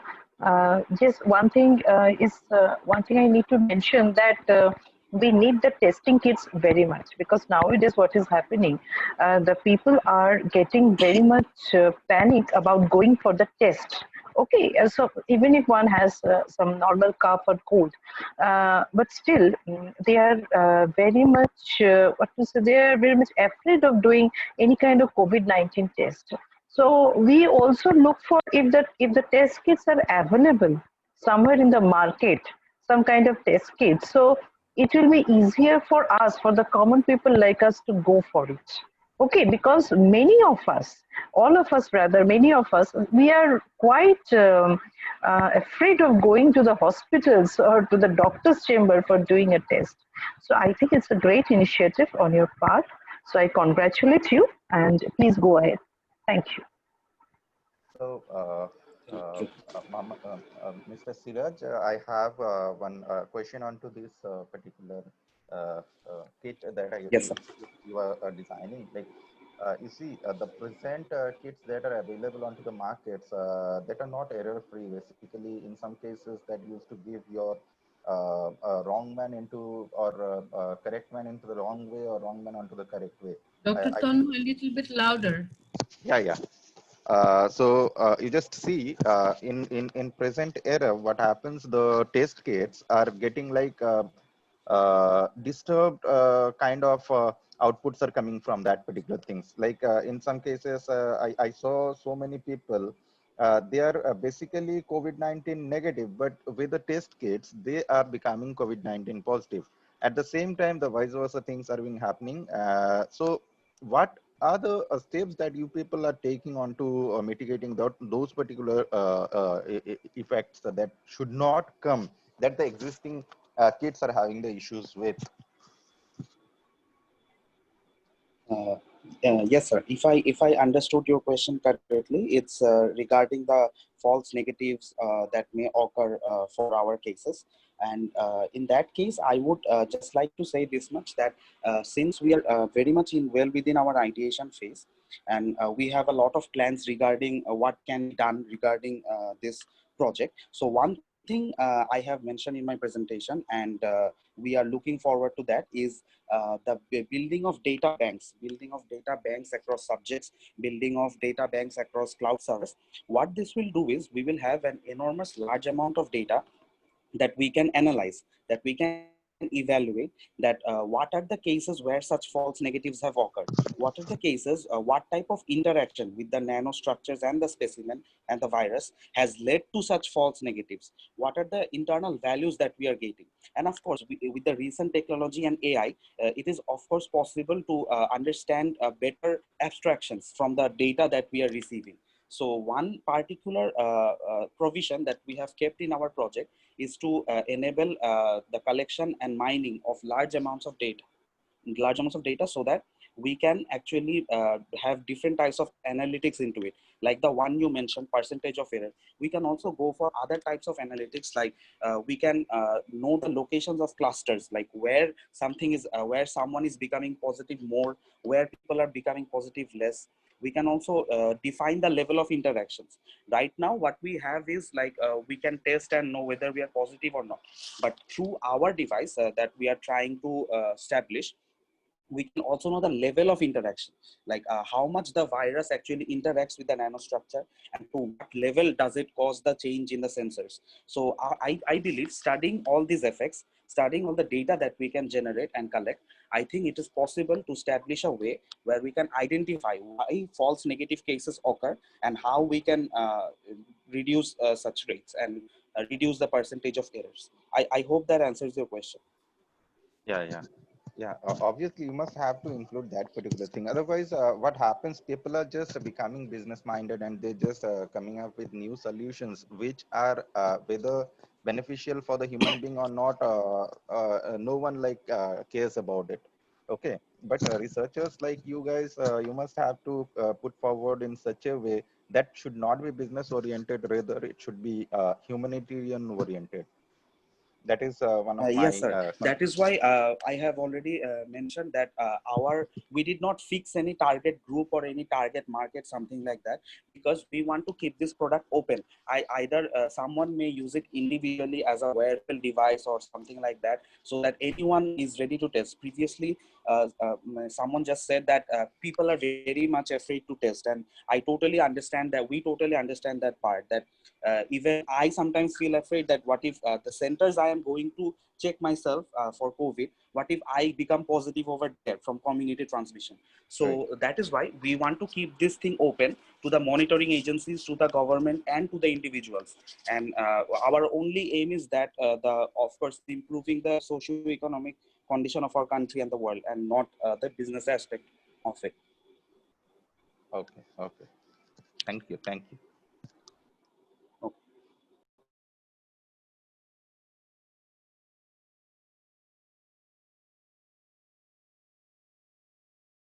So if I may ask, any of the judges would like to comment further? Anyone would be Sir, interested? basically, I had another question for Team Sparkers, who had given one innovative idea about the online education portal and all those things. So I have one or two questions. Like, am I allowed to ask this? Yes, please. You go ahead. Yes, please. Yeah. So basically, no, why I'm asking, because I'm only asking so many questions. So that is why. Because you No, really no, need you're it for welcome. university. The That's the time is usually. less. Yeah, yeah. So just two questions for Team Sparkers. Uh, as you just mentioned the business model, who will bear the cost? That is one other question. And the second question is how the quality of those lectures being judged. These are the two questions I have in my mind. Hello, sir. May I answer? Yeah, Team Sparker, please. Yes, sir. I am Orindam Yes, Sharnay please. Gupta, Go ahead. representing Team Sparkers. Sir, for the first question, sir, we have taken some, sir, fund collection methods, as we mentioned in our presentation, that we may seek fund from our government, as our government has provided some programs including access to information or A2I, when we can submit our idea and get a fund of it. Secondly, we are planning to approach such investors who are interested in invest in educational sector, or we or for the list we are planning to invest it from our own, and taking bank loans for the establishment of our organization. And sir, for the quality ensuring procedure, sir, there will be a bunch of academician or our professor teachers who will ensure the quality of the videos or the teaching procedure of the senior students, and then uh, then the contents will be available in the online platform. Thank you, sir. Okay. So ultimately, whoever will be the like consumers, like the students, they must have to purchase from your portal, right? Sir, Or that will be. so there will be, sir, there will be some purchasing process for some particular courses, and there will be some courses which will be free for them. Okay, that is similar to that of your Coursera or edX type of platforms you are wishing to launch, right? uh, yeah. Sir, the difference is that here is the senior students are instructor, and sir, we plan to secure most of the important courses which will be taught or on was on running in the pandemic situation to be finished first, so that courses will be free. And then we plan to source some paid courses which will come, sir. Okay, okay, okay. Thank you. Hello, hello. Can I ask one Yes, question please. to the team? Professor Anap, please. First phone. I am Dr. Annappa from NIT, National Institute of Technology, Karnataka, Surathkal, India. Say this deep learning based crop pattern optimization with IoT sensors for post-COVID crisis mitigation. Say here, I'm not able to understand. Say you are using the previous data, historical data, and after using that, you're using a machine learning model, and you're predicting, and you're showing a map here of Bangladesh, showing patterns of various crops. This map, is it the outcome of your algorithm, of your model? Yes, sir. The main target is to allocate land for optimization. Let's say we are taking historical data from previous years to predict the predicted demand, and we are predicting the yield for various crops. No. And then we will optimize these inputs to allocate data, allocate land and other resources. So, but during COVID situation, and you know that the certain crops cannot be grown all the places.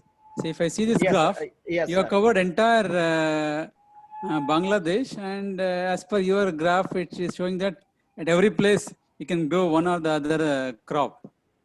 Yes, sir. Not We the have. case, right? And No, sir. No, sir. during COVID situation, it may be difficult to get all this, and you're not distributing. So what are the parameter which will aid you in optimizing the land use?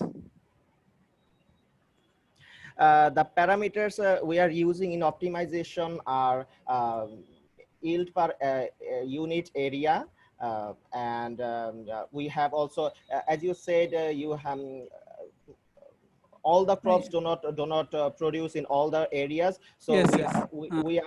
are we incorporate a preference vector for each particular area and particular crop for which will represent which crop will be preferred in those areas, and based on these inputs and yield and demand, we will allocate the land. Okay, have you incorporated those precision agriculture procedures? So you're using IoT. Yes, sir. IoT for what?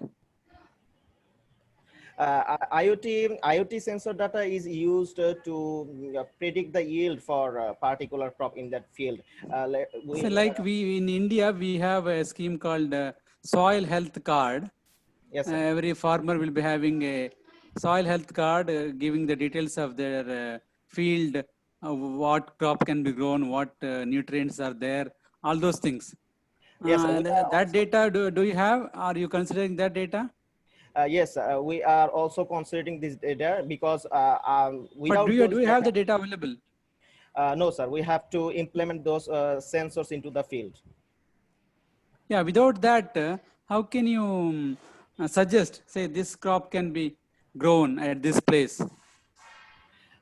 We can assume this preference vector from previous data. But you cannot optimize that. No, you can assume and you can predict, but this prediction should help the farmer, right? Say my agriculture land is not suitable for growing groundnut, but because of your prediction model, it says grow groundnut. Maybe past 10 years back, somebody has grown groundnut. Based on that, you predict now. But the Yes, recent that we will consider this from the sensor data. We tend to implement sparse sensor into the field, which will collect all the nutrients data and rainfall and other type of weather parameters, and from those we will construct those preference vectors. And you're saying about demand. How you are collecting, getting the demand from different locations for different items?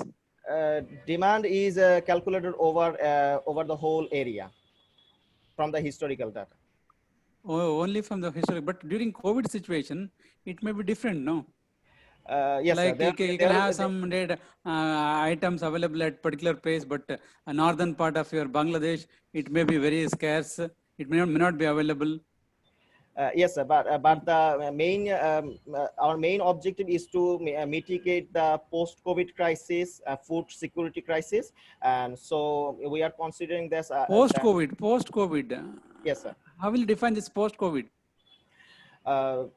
Can you determine how many months it will take? Say, like assume we started in March.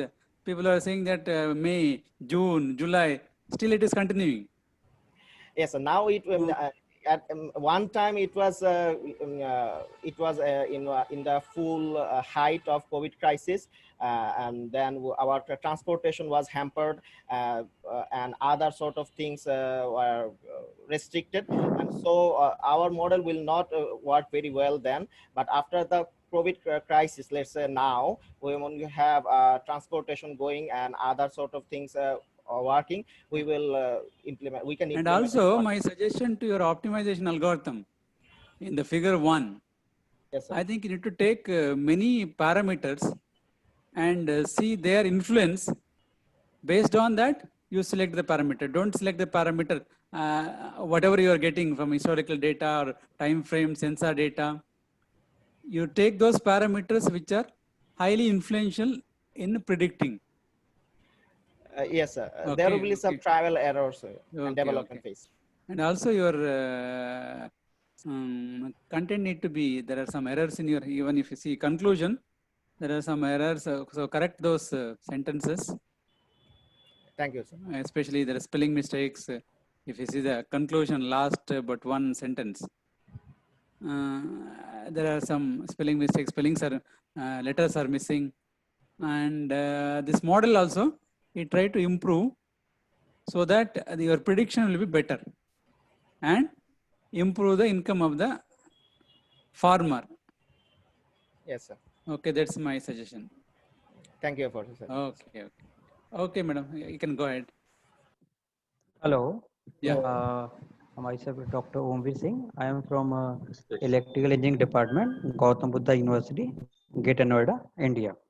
Actually, first of all, I congratulate to Professor Shalia ma'am and Dr. Sajid for organizing such a good idea contest And my question is for Pioneer Alpha team. Uh, how to sustain the teaching satisfaction level of teachers because a variety of students are meeting with them regularly, they are changing in nature. So how to satisfy the teaching level of the faculties, basically teachers? Okay. Can you give? Firstly, we have researched on instructor of different faculty, and we have found that so many instructors have who are skilled in different sector and in their expertise area. So we have also study on student who are not qualified or drop out in the time. So uh, qualified instructor who are expert in this topic, we will contact with them, and qualified instructor will be educate the student who are the running student or dropout student. They are not skilled. So if we want to make skillful manpower, so we need to contact this skillful expertise instructor who are currently involved with their expertise area, and they are also so many student or different area or government approved different area based, we have got that they are skillful. So we at first we need to choose them. After that we will we will review recent time from the students, and we will also feedback from different sectors that is they are capable to is they are good capable to for our students, or otherwise or they only skillful but not capable for good capable for our running dropout student. So we will take review and feedback after taking them. Okay. And my second question is how to arrange the fund for this type of activity? Sorry, again. How to arrange the fund facility for such type of activity Okay. for At Brahman first, school? Yes, yes. okay, at first we have applied it for IEEE contest, and further procedure we have planned it to from our government, because government recently we have seen that government recently funded 1.41 crore or money BDT money for Bangladeshi education sector. So we will understand we will try it for A2I and Bangladesh startup, so that they can help us, so that we can help our people who are runningly dropout, because running dropout student will be in fact on every sector in our country. So if we cannot solve the dropout issue, we cannot solve actually others problem. So this is the actually the backbone. Education is the backbone of a nation. So if we cannot solve the dropout issue, we cannot solve our major problem. So if we want to solve major problem, economic problem, so we need to solve actually the source problem. The source problem is education problem, and one of them education problem is dropout problem. So if government, we can told them that this is the major problem. If we solve that running time, maybe that doesn't create any value, but after 5 or 10 years that will create a value for our nation, for our country. And our SDG goal is 2030 year, which will be applicable. We also showed that in 2030 we can reach up to our SAM, or service available market, for primary target, which is 200k enrollment, and we will create 100k skilled manpower. So if we want to create a good nation, we need to create this problem solved. So if we will try it for government startup Bangladesh and A2I and some other where we can get the fund. We will try so many ways so that we can solve the problem. Okay. Dr. Omvir, Okay. actually, he Thank you. wanted to mention, Thank you. for your just kind information, he wanted to mention that at first the team first win this IEEE prize, $500. Okay. Then they want to go Okay. for government. Our government has Great. education department, ICT department, and another he mentioned so many times, A2I, that is access to information. And that is actually Okay. our Prime Minister's dream project for deploying or implementing any project to support the sustainable development goals. So these are the different funding sources he actually wanted to mention, that is already our government is providing a lot of funding to the projects. So he wanted to avail those, the team wanted to avail. Great. I have seen Great, that ma'am. you, Great. Dr. Thank you, Gambhir, ma'am. you had another question, how to increase interest of senior students for sharing his or her knowledge in the chat box. Did you also already get this answer or you wanted to ask it? Yes. Yes, ma'am. Yes, ma'am. Yes. Good evening to all. I am Dr. Sujata Chakraborty. I want to ask the Persephone group. I want to ask a question.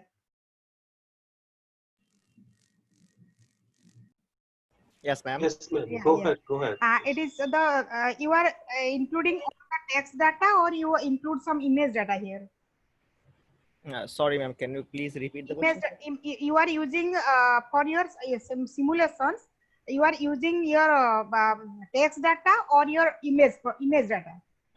We are only using temporal That is numerical Excel file data. data, a Yes, ma'am. numerical data only. Yes, ma'am. So one of my suggestion, if according to Sila madam, if you are getting really the fonts, then you should go for the image processing data also, because it will give you lots more thing as compared to the text data. Like suppose pest control, then suppose rainfall, rain control, like that many things can be considered for that type of prediction. Prediction of crop or pattern optimization of crop. If you are using the image data, yes, that is a hyperspectral images or multispectral images also you will be used. But for that the fonts are needed. But if the fonts will be generated, then you can do that also. That part also you can include on your project, which is not there. That's a wonderful idea, madam. We appreciate that. Okay. Thank you, madam. It's okay. So young professional, Dr. Sajid and Dr. Tansir, would you please go for a group photo, because our honorable judges, some of our judges are leaving and one has already left. Then we can come back. It will be a break. Then we'll come back with other questions. What do you think? Yes, I agree. We could take a group photo. Yes, because our judges I is will important. request everyone. Especially Dr. Amit has a meeting and he has already put a question in the chat box.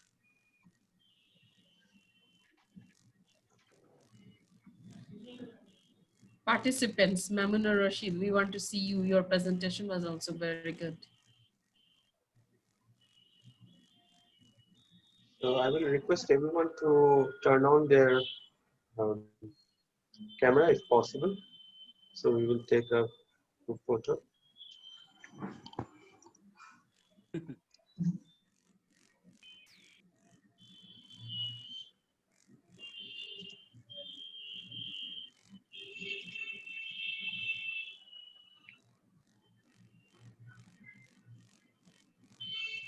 Okay.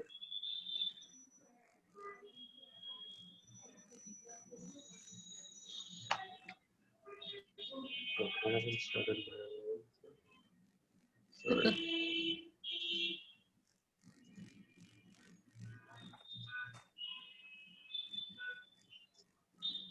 Okay. Thank you. So I think I'll start to take the snapshot. Okay. Okay. Ready? 1, 2, 3. Okay, I have taken.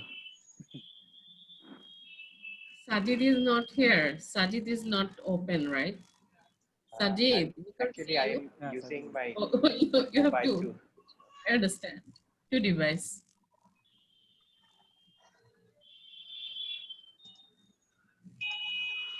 Okay, I'm taking this next screen.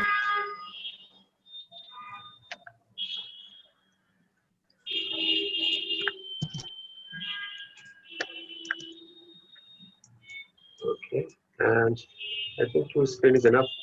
Thank you. So I've taken the snapshots. So I will request if any judges will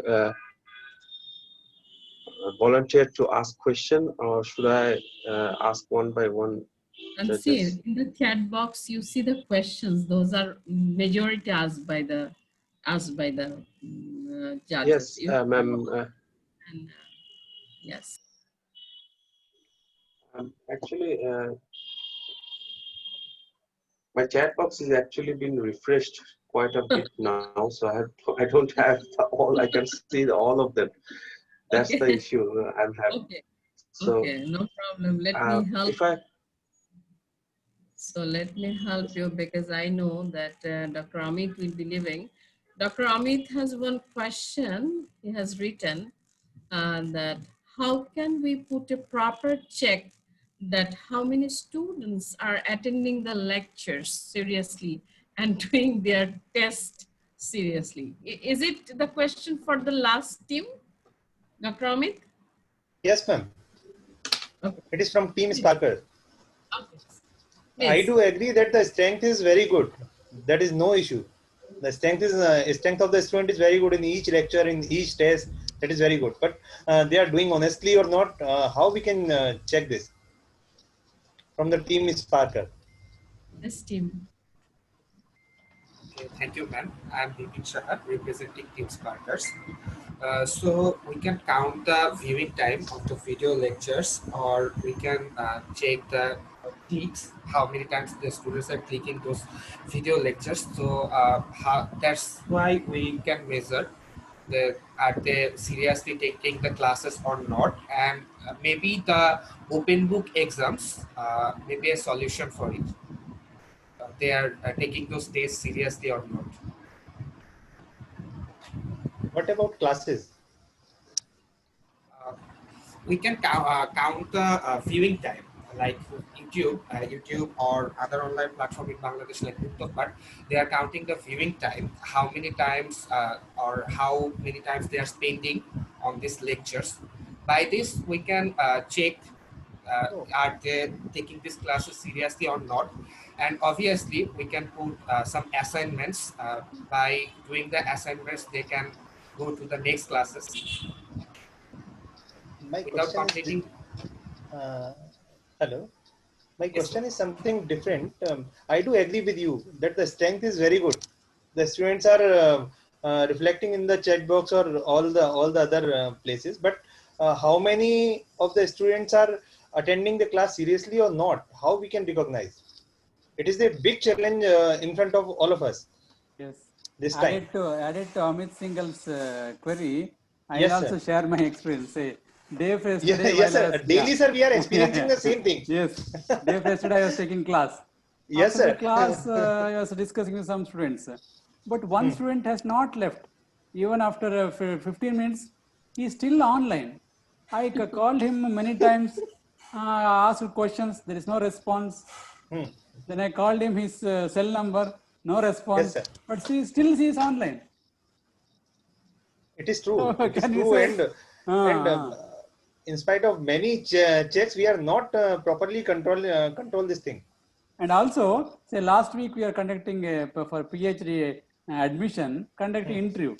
A panel was asking question. The candidate was seeing his laptop and typing the question and delaying the answer. You see, It's a at big that challenge level. this time. It's a big challenge this time, sir. During this COVID-19. So what our presenters, what our presenters are responding, what they want to say. That is important, what they are thinking.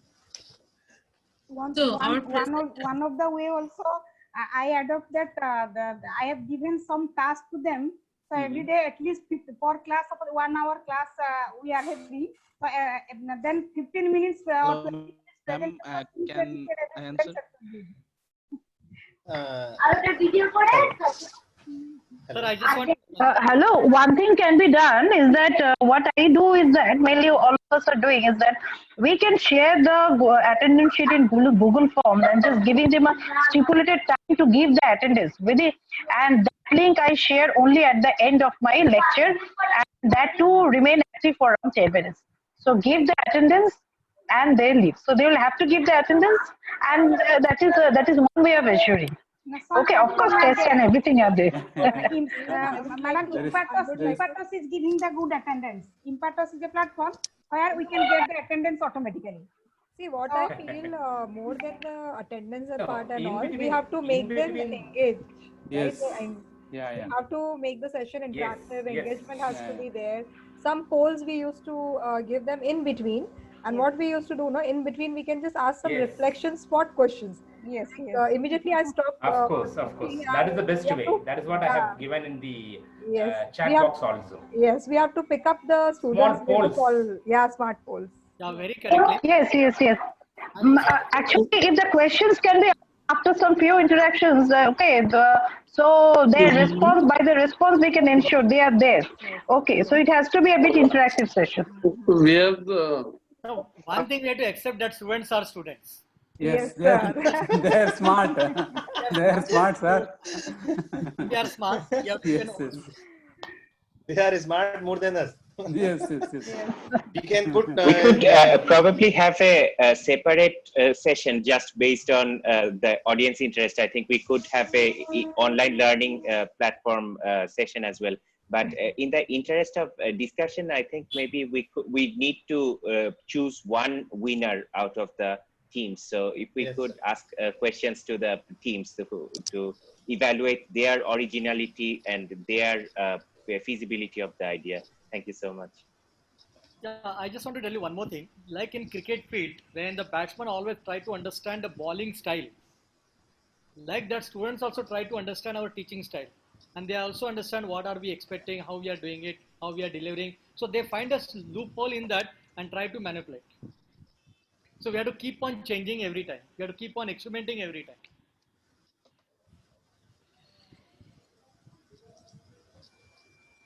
Thank you. Yeah, that's a good one. Thank you, sir. Thank you, Bangladesh. Thank you. Thank you. Thank you. I mean, for all we are mostly from an education background, so we can run all day long for this discussion. But to wrap it up, never ending. I mean, we are learning as well, and they are learning as well. So, if we just bring into focus, so I would like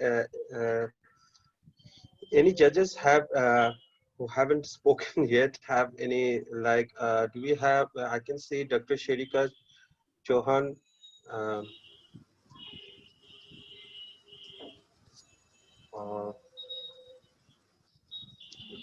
Dr. Shaibal Chatterjee,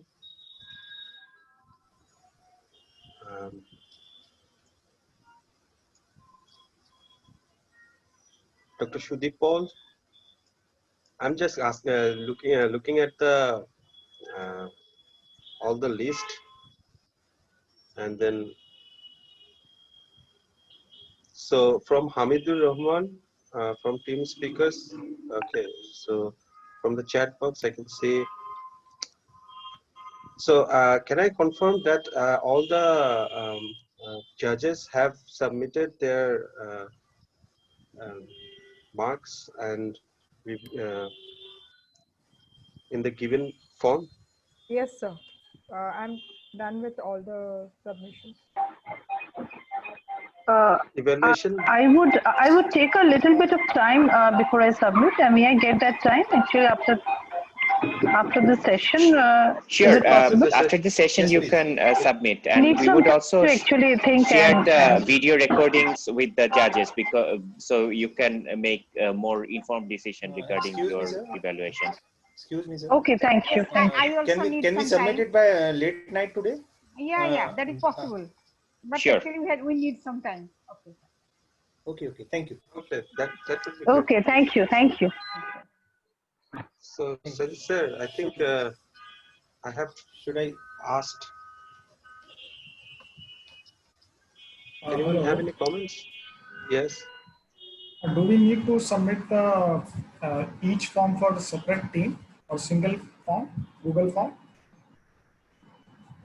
I think you need to submit it 5 times, each for one of the teams. Five Yeah. yeses. Yeah, that's what I separate for team. Okay. Thank you.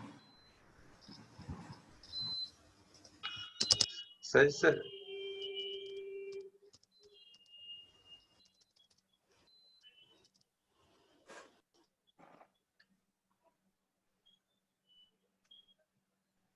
so I can, I think most of we have We also we had have gone through. one guest, I think, Dr. Aminul Islam. He's a major from Bangladesh Army, and currently, I think he's the only Bangladeshi judge at the moment. So if you could comment any about the projects or ask any questions. Thank you, Sajid, for giving me the floor. Actually, I was following the comments from other judges, and I have listened to all the presentations, and all of them are good. And what I find that other than the first one, Oxygen, all other four presenters, actually, they are on the planning phase, or they proposed a plan what they are going to do in future. So that's why I didn't ask that many questions that what will be the procedure, because throughout the implementation process, they can add or adjust their plan as per the requirement. And what I feel, or I had some question for Oxygen, and I asked them in private chat box. And regarding Pentatronics, uh, uh, they were presented, or they planned a very big thing. If they can implement this one, it will be very good. But still, there are a lot of things going on to do the COVID testing fruitfully, or with better accuracy. So the world is still working on that. So if Pentatronics can implement their sensor in a good, or with higher accuracy, then it will be very good. Regarding Persephone, well, what I feel that it is this type of planning, or this type of proposal were already existed before the pandemic, but that time it was not uh, assumed that this could be implemented in a country like Bangladesh, or middle income or low income countries. But I think the COVID-19 has demonstrated that this type of internet-based thing, deep learning crop pattern optimization type thing, can now be implemented in low income countries like Bangladesh. So I believe the proposal from Persephone, nowadays it can be given higher consideration to be implemented. And regarding Pioneer Alpha and Spark OS, they have proposed two models. So those are very good, and to some scale, or to some in different extent, those are already existed, but they're proposing some better thing. So if this can be implemented, it will be very good. So this all about my observation regarding the presentation. And I would like to thank all the presenters for their effort, and for their hard work, and I'm wishing them good luck. And also I would like to thank Professor Celia Madam, and Dr. Sajid for allowing me to join this event as the judge. And thank you all. That's all from me. Thank you, sir. Thank you so much. Can I add something for Pentatronics? I'm Hamidur Rahman from Team Pentatronics. Actually, for the kind query of Dr. Aminul Islam sir, actually, we are actually currently doing this kind of research in the computational physics research lab in Jahangirnagar University. So currently, we are not touching the COVID-19 virus. Actually, we are not working with the COVID-19 virus, but we are actually working with several other experimental drugs, because which is recently very necessary. We are trying to reduce the adverse effect of other COVID-19 drugs, remdesivir or something, and favipiravir and others. So after that, we have a major project about this one. And our project actually funded by the Higher Education Quality Enhancement Project, HECEP. It is a well-known research fund from research organization, funding organization from Bangladesh. So maybe we'll have a better research work with these in the near future actually. So we're actually optimistic about developing the system in our research lab currently. Thank you.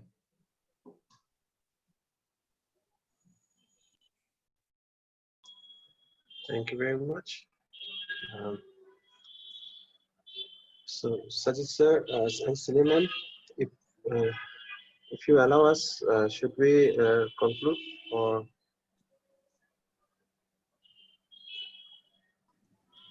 So any judges has any more comments, Sajid?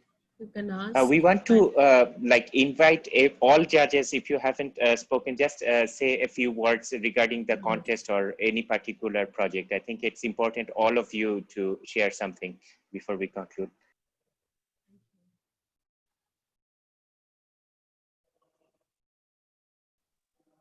Dr. Sujata, Professor Sujata, please start and share a few lines. Yes, okay. Let Please me introduce yourself first. I'm Dr. Sujata Chakraborty. I'm the professor and head of the Computer Science Department of Centurion University, Bhubaneswar, Odisha, India. I have already told you that one suggestions I was having, that is image processing can be introduced in the deep learning based crop pattern optimizations, because the deep learning generally, when it is a text data, deep learning even it is not necessary. Just for the namesake, we should not give the deep learning based optimization or like that, because without that even the simple regression also can do the work, and simple other machine learning techniques, many simple techniques are there which can do that work. So when we are giving the deep learning, that means we should have that much amount of data, which is generally is of hyperspectral type of data, multispectral type of data, or even if minimum to minimum it is the image processing like that. If it is there, then it's okay, then it's good. That means the project will be, that means the quality of the project will be enhanced in multiple fold, you can tell. That is one thing. Then in the past project, actually Oxygen, it is a very good one. In this current situation, it's really needed for the society. And also I also in the same way, just last he has told that it is all are the very preliminary stage there, but if this group has done some little bit work, that means already proceed towards the things. So if they are getting some funds or like that, then I think they can complete the work, and that work will be really beneficial for this pandemic situations. Then the school, the Pioneer Alpha, that is also a good thing that we can put some here. My suggestion is if some machine learning algorithms can be used to analyze these dropouts, they have used something, but some more technical things can be added to this project. Then again the analysis will be very much applicable to again this pandemic situation, where the really the remote areas, village students are not attending the online classes. They cannot, because of the network issue or the internet problems. The many students are not attending the classes. They if they want also, they cannot. That is the problem. So that's why that is also very good thing. So I can say that all the groups, they are really done the very good job, and all are good. That means the quality or that process is also, if they really initiate the works, they can complete the things, then it will be very useful to that society. That's all. And I also very much thankful to Sila Madam and others team members and all, that because you have invited me as a judge here. So I'm thankful to all of you. It's a nice program. Thank you all. Thank you, Dr. Sujata. Next, Dr. Rohit, are you there? If you are there, you can share a few comments.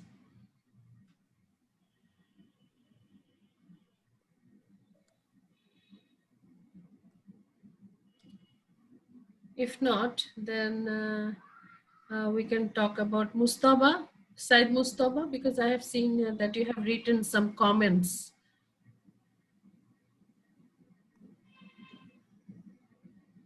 So if you are there, you can still write the comments or you can ask live. Ma'am, ma'am, thank you very much for this opportunity. And it was a great idea to implement and to ease the burden of this COVID-19. All the teams are very good and they have different diverse ideas. And I congratulate you and all your team members for this wonderful contest, ma'am. Thank you so much, ma'am. Yes, my team member worked very hard. And thank you. That then Tabriz, Dr. Tabriz, do you want to say something if you're still there? Yes, madam. Yes. First of all, I would like to thanks all the team members and especially Professor Celia madam for inviting us to judge the event. And I am very much delighted to be the part of this event. My one of the suggestion would be to Team Sparker that you should incorporate some module for proctored exam that we are facing nowadays. How to conduct the test or examination, because previously Professor Amit Singhal has also discussed about the exam, but we should develop some mechanism about the proctored exam. That means foolproof examination system online, and that is very much need of the hour.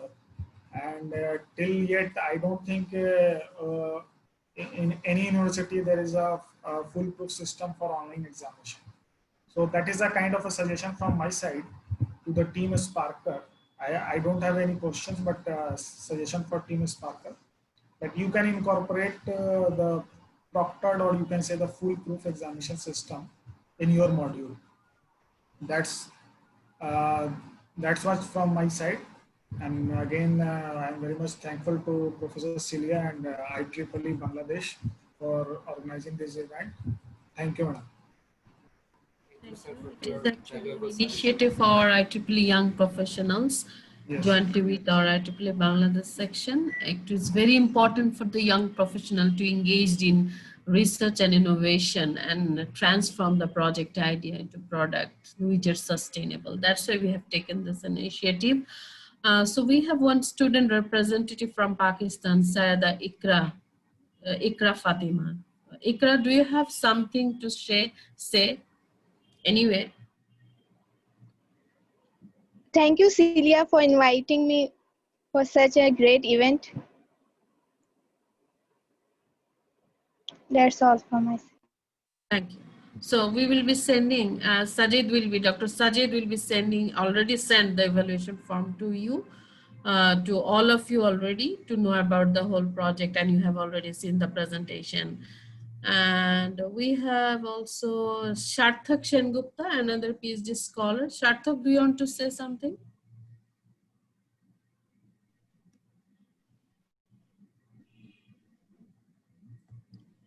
So we'll come back to him later.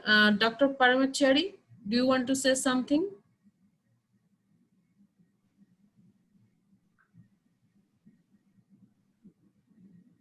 If you are there, if you have problem in the microphone, you can write in the chat box. Anyway, Dr. Tanmay, do you want to have some last comment, because you were highly involved in this online education system development in your university? Any last words? Yeah, ma'am, actually, I already discussed about so many things for the participants, and I'm overwhelmed with the performances of the students working in different Bangladesh universities. And obviously, I would like to my concepts and so I mean,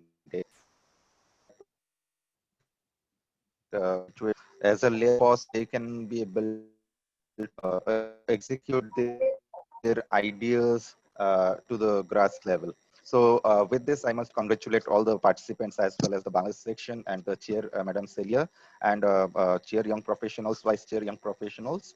So thank you very much for like inviting me and giving me the opportunity to listen to the concepts at least. Thank you. So it's important. Your comments were very valuable.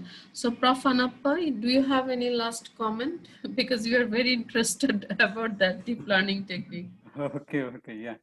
Yeah, as many of our just already told, it's a great effort from Bangladesh, especially from Shelia's leadership and the enthusiastic students who participated. And in these difficult times, they have spent their energy and their learning in building good system, especially as Madam Sujata has said, the first team which is nearing its production of that device what they invented during this tough time. It's great effort from the students from Bangladesh in coming with good low-cost solutions for the society, as IEEE motto is for bringing low-cost solution to the humanity. They are adding value to this IEEE's vision. I should congratulate especially the IEEE Bangladesh section under the Shelia's leadership to have organized this kind of initiative to engage the students and bring out their talents. Really, it's worth appreciating there. I think Shelia, you should find out some avenues to support almost these 5 teams to come up with their innovations. And some of them are in the initial stages. They should spend some more time in discovering innovative techniques to come up with. But I'm sure that maybe if they work for a few more months, they can come out with good solutions. I wish them good luck and success in their effort to bring in low-cost solution for situation like COVID pandemic or any other situations in the days to come. I congratulate the entire Bangladesh IEEE team. Thank you, ma'am. Thank you, Prof. Anappa. Actually, it is our duty to find sponsors for them, and so that there are 2 purposes of such initiative that our young professional has taken. Is their purpose is that we have to we have to culture the potential of our young students, budding students, and utilize this pandemic time so that we can mitigate the problem of post-COVID impact in the countries like Bangladesh, India, Pakistan, Sri Lanka, Bhutan, and Nepal. And the solutions, what you said, rightly said, it has to be sustainable, cost-effective, and scalable, because our problems in whole subcontinent are the same. So our solutions should be unique, so that once we develop one thing, it can be employed anywhere, so that a huge social entrepreneurship can be developed. So you rightly said we have to really mentor these 5 groups and find the possible sponsor for them, even if they don't get the prizes. Okay, Yes. so we will take forward because of this effort. Thank you for the suggestion. And Kiran, Dr. Kiran, do you want to say something? And one madam, and if any team want to collaborate with our students or faculty at our university, we'll be happy to, especially for testing their solutions. If they need any For kind sure. of help, we will be happy to collaborate with them. So today we have invited another around. point also I want to add, madam. I also want to add another point. They can go for patent also, madam. Nowadays, patent is also important. So sometimes in India, if we are going for the patents, then after that, first it is being published. Then if it is been again go further, then the state also gives some money to develop that material. So you can We go have for to, the patent also. If it is yes, we are possible. waiting. We are waiting that how they Okay. can implement. Yes, yes. Really, because So it first is still idea in the will be idea. patented, madam. That Yes, idea can be patented also. yes, of Yes, that course, is of also, yes, course. that is We also, have to that find can be. evidence. So today Yes. we invited so many judges, not only for judgment, to have a future collaboration. Yes, I Because am I also told, very much interested, madam. I am a senior member of IEEE as well as yes, executive committee member of IEEE Bhubaneswar subsection. And I our know. university is also is very much keen towards the development of different types of product, because the Centurion University is a skill university. So we Yes, always focus on the skill development of our yes, that is the country. purpose. Yes, yes. So if any Because I day, told, yes, yes, madam, any because day, I any already student, told. yes, any day, any student or anybody, if you want to collaborate with Centurion University, will be happy for that. Yes, I want to emphasize that our problems are same. Yes, So yes. our solutions should be unique, no Yeah, matter yeah. that Okay. which part of the country or which part of the state or which, Yes. whether it is Bangladesh, India, Pakistan or Sri Lanka, who does it. We should implement it everywhere so that we don't need to reinvent the same wheel. So we don't need to start from the scratches. Yes. So we can make it scalable. Yes. So this idea, how these ideas can be made scalable and how they can be made sustainable, that is one of our goals, and we'll take it forward. No. And you should be always connected with me, not for one time. So Okay. now I will request Kiran. Kiran, do you have anything to say? Yeah, I'm really impressed by the way the program is organized. Let it be this time for Bangladesh, but next time you make it open for everybody. So let the idea come from all the sides, not only restricted to Bangladesh, but let it come from areas and make it more truly international. And we look forward to take lead in IEEE Region 10 section. We are hopeful. We wish you good luck, and we hope that you will be our leader. Actually, as a IEEE program, it wasn't restricted to just Bangladeshi students. We are not allowed to, discriminate between Bangladeshis and non-Bangladeshi people. So the call was given openly in our Facebook, our IEEE V-Tool events and collab track everywhere. I think next time we need to do a better job of advertising it to the international community as well. Sir. We can do jointly. We can, Of every course. country one representative, and we can do the joint event. Yes, yes, that is also possible. So we are with you. Thank you. Thank you so much. I mean, it would be really wonderful to collaborate with other sections or have a, intersection event as well. If our, also I want to acknowledge that for all the judges, we see there are about 28 judges. I think the credit goes to our section chair, Professor Celia Shahnaz, Madam, for inviting all of them, or in a very short notice actually, and she could get most of them here to evaluate, and we had really a lot of helpful comment from you. So hopefully in the future we can also collaborate on this. Yes. Thank you. Now, what Sajid has pointed out, it was published in the V-Tool, IEEE V-Tool. So actually it was open to all.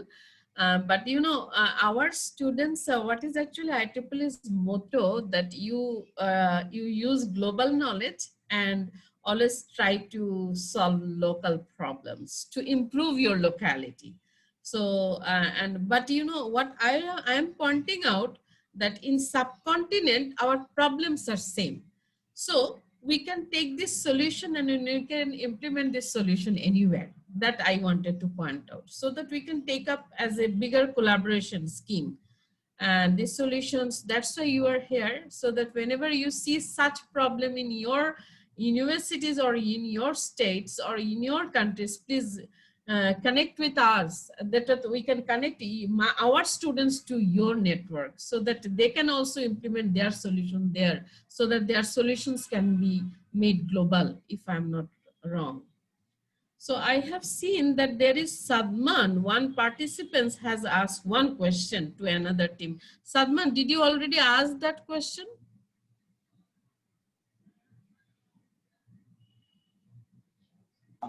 Yes, ma'am. I have asked it in the chat, but I don't think there was any response after that, since Okay. there was a bunch of other questions from faculties as well. You So can my ask question that was question. actually to oh, okay, ma'am. It was actually to Team Persephone that they were using the data for deep learning in their crop resource allocation and that project. So my question was actually what is the modality of their data?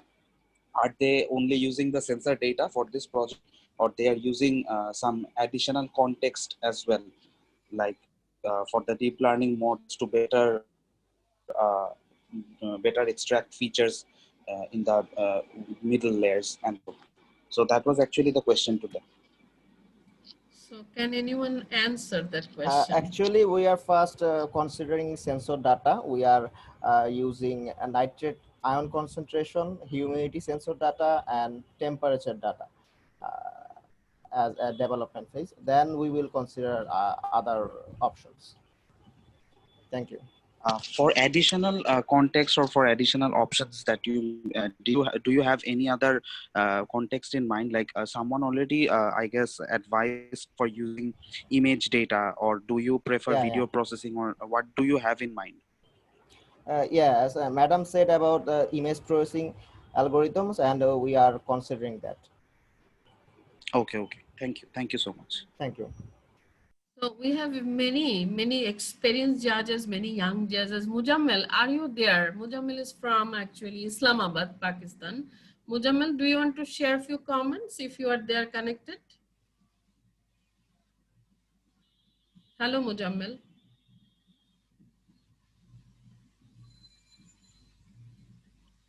Dr. Sarika, are you there? If you want to share your last comment.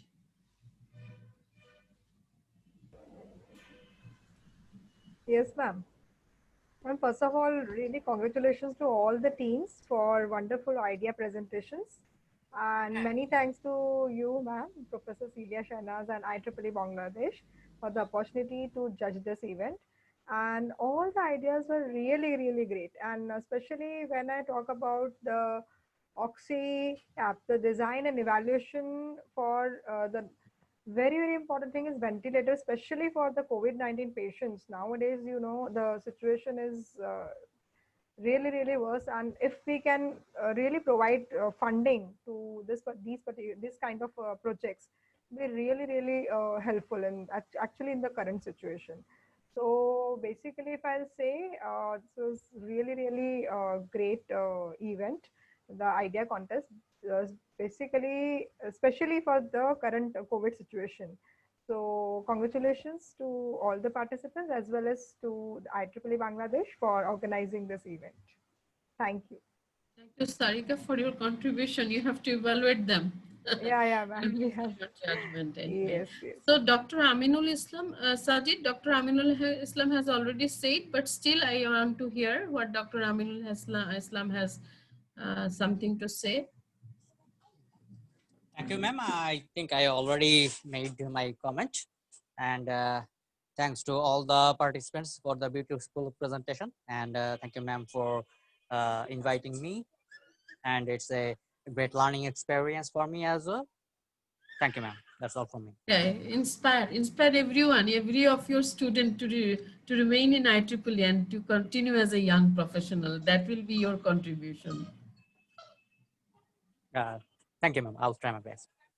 Thank you. Inspire, because you every one of you should act as a role model for others, you know, otherwise, you know, so we have already covered everyone. I don't see others are connected. Dr. Param, I'm calling for the last point, last minute. Dr. Param is there.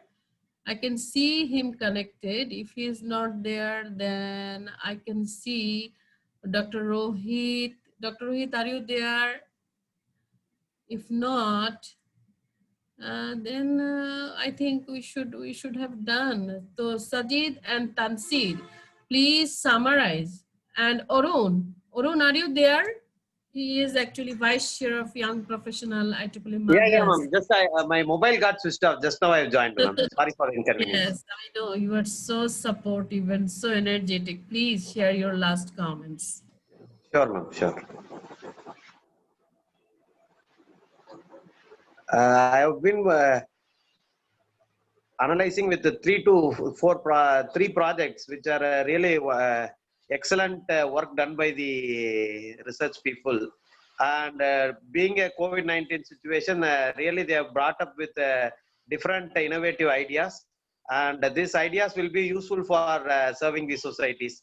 I thank you, ma'am, for giving the opportunity and hosting such a wonderful event in this pandemic situation. Thank you for the initiative, ma'am. Thank you. So let us do collaboration and let us take forward. Sure, So ma'am. Sure. Sajid, so let us summarize that how you will declare what judges will do and how you will declare your final prize. You can summarize the whole event, Sajid. Sure. So we have first collected the abstract from all the participants and then shared it with a Google Drive to all the judges. We have already done that. And if any of the judges, if you missed any of the presentations, we would also share the recorded YouTube videos with restricted links so that only you can view the links. And then all of the judges should evaluate each and every one of the projects using the Google form link that I gave in the email. So if you didn't get the Google form link, please let me know again. I'll then share it to you. So I'm expecting that all judges would finish evaluation in a couple of days. And after we get all the evaluations, we would then finalize based on the judges evaluation the first position of the prize.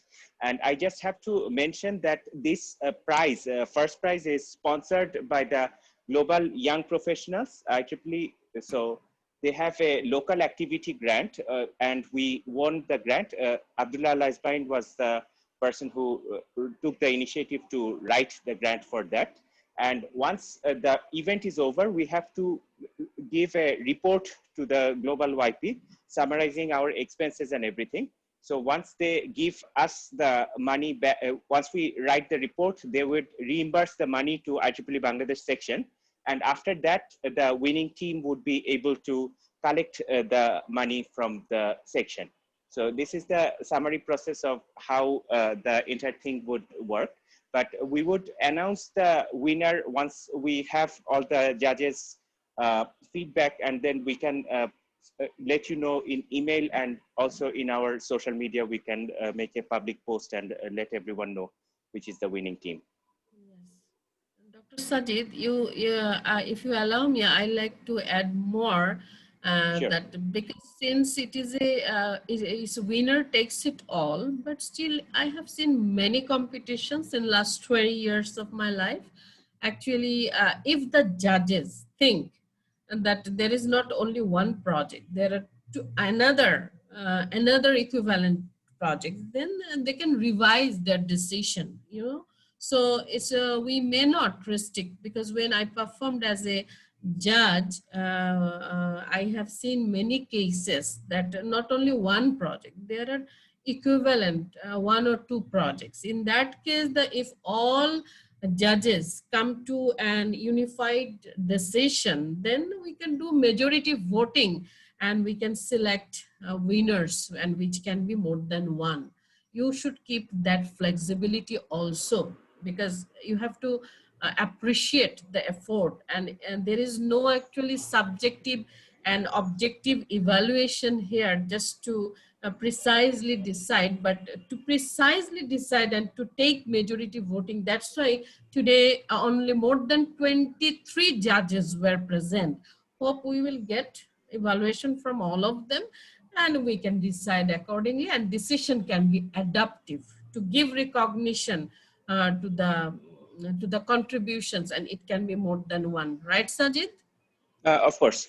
And I mean, we would probably need a meeting of the IEEE young professionals to decide once we get the evaluation from the judges to decide if we can do a voting of the judges or communicate with them again.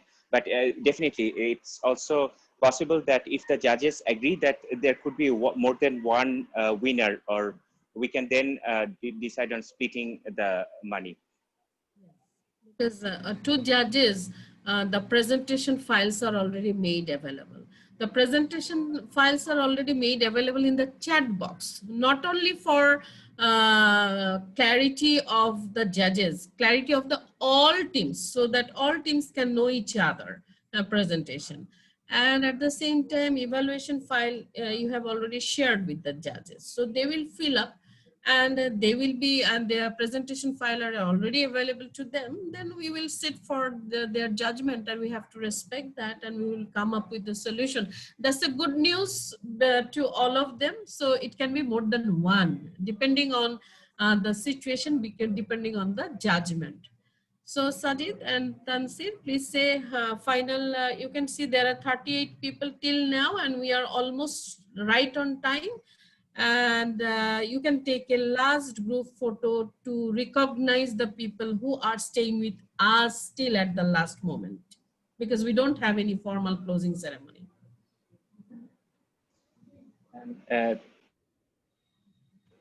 Thank you very much, Celia Madam. And I just want to mention that we have a Meet the Young Professionals series webinar right after this. So 9 o'clock, I'm actually in my laptop, I'm hosting that event as well. So after this event finishes, you're invited to join the talk there. So the topic is Future of Energy and Automation. So, and I would like to also mention that we have applied in the month of March. Bangladesh section has applied to Robotics and Automation Society, because I'm the founder of Robotics and Automation Society in Bangladesh. And we are also connected with SITE, Special Interest Group on Humanitarian Technology. So I was the founder of SITE group in Bangladesh. So there is a group called SITE, RAS-SITE, Robotics and Automation Society and SITE, just for your information, because many of you may not know it. So please apply there. So RAS-SITE in the month of March, and we got $1,000. What is our job actually? We want to train our younger generation because in Bangladesh we have 51 student branches. So we want to train interested participants about how to build a disinfection robots, because sanitation become a major issue nowadays in the campus. Although our campuses are closed, but offices and campuses are open in a limited cases. People are going for different reasons. That's why we want to train our younger generation about disinfection robots, so that by training at the end of October and November, we'll come up with a solution that we can, from IEEE Bangladesh section and from our RAS, we can launch a disinfection robots. And we are already collaborating with North City Corporation, so that our North City Corporation can employ it for the public places. So this is the event we will be having on 18. Feel free to join. And I shared actually two information: the funding opportunities of RAS site, which you may know, but you can apply, that we have achieved. So I want to share the resources to all. And secondly, I want to inspire the younger generation that how they can brainstorm their idea to start their work from their own campuses. So first thing is that students will feel that they are building the disinfection robots for their own campuses. So that's the feeling of engineering. And third, we have a program. Please join there. Thank you. So Sajid, please have a good photo.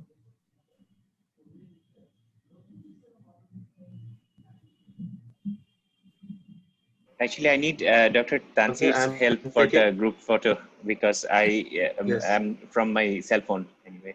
As Sajid said, there is a young professional talk. You may feel free to join. Can I request everyone to turn on their video, please? So I will take the snap. Okay. Ready? 1, 2, and 3. Okay. Taken 1.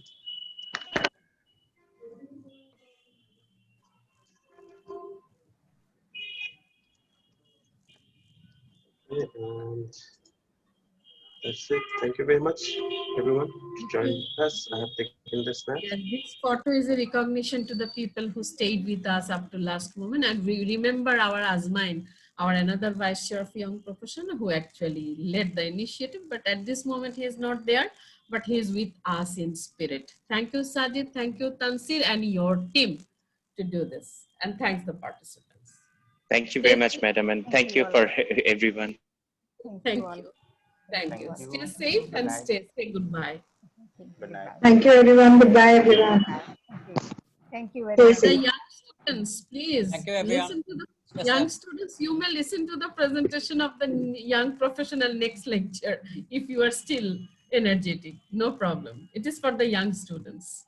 And for the judges, you did a great job. Say goodbye to all of you. Thank you. All the best. Thank you. Thank you. Thank you, everyone. Thank you. Thank you. Thank you, everyone.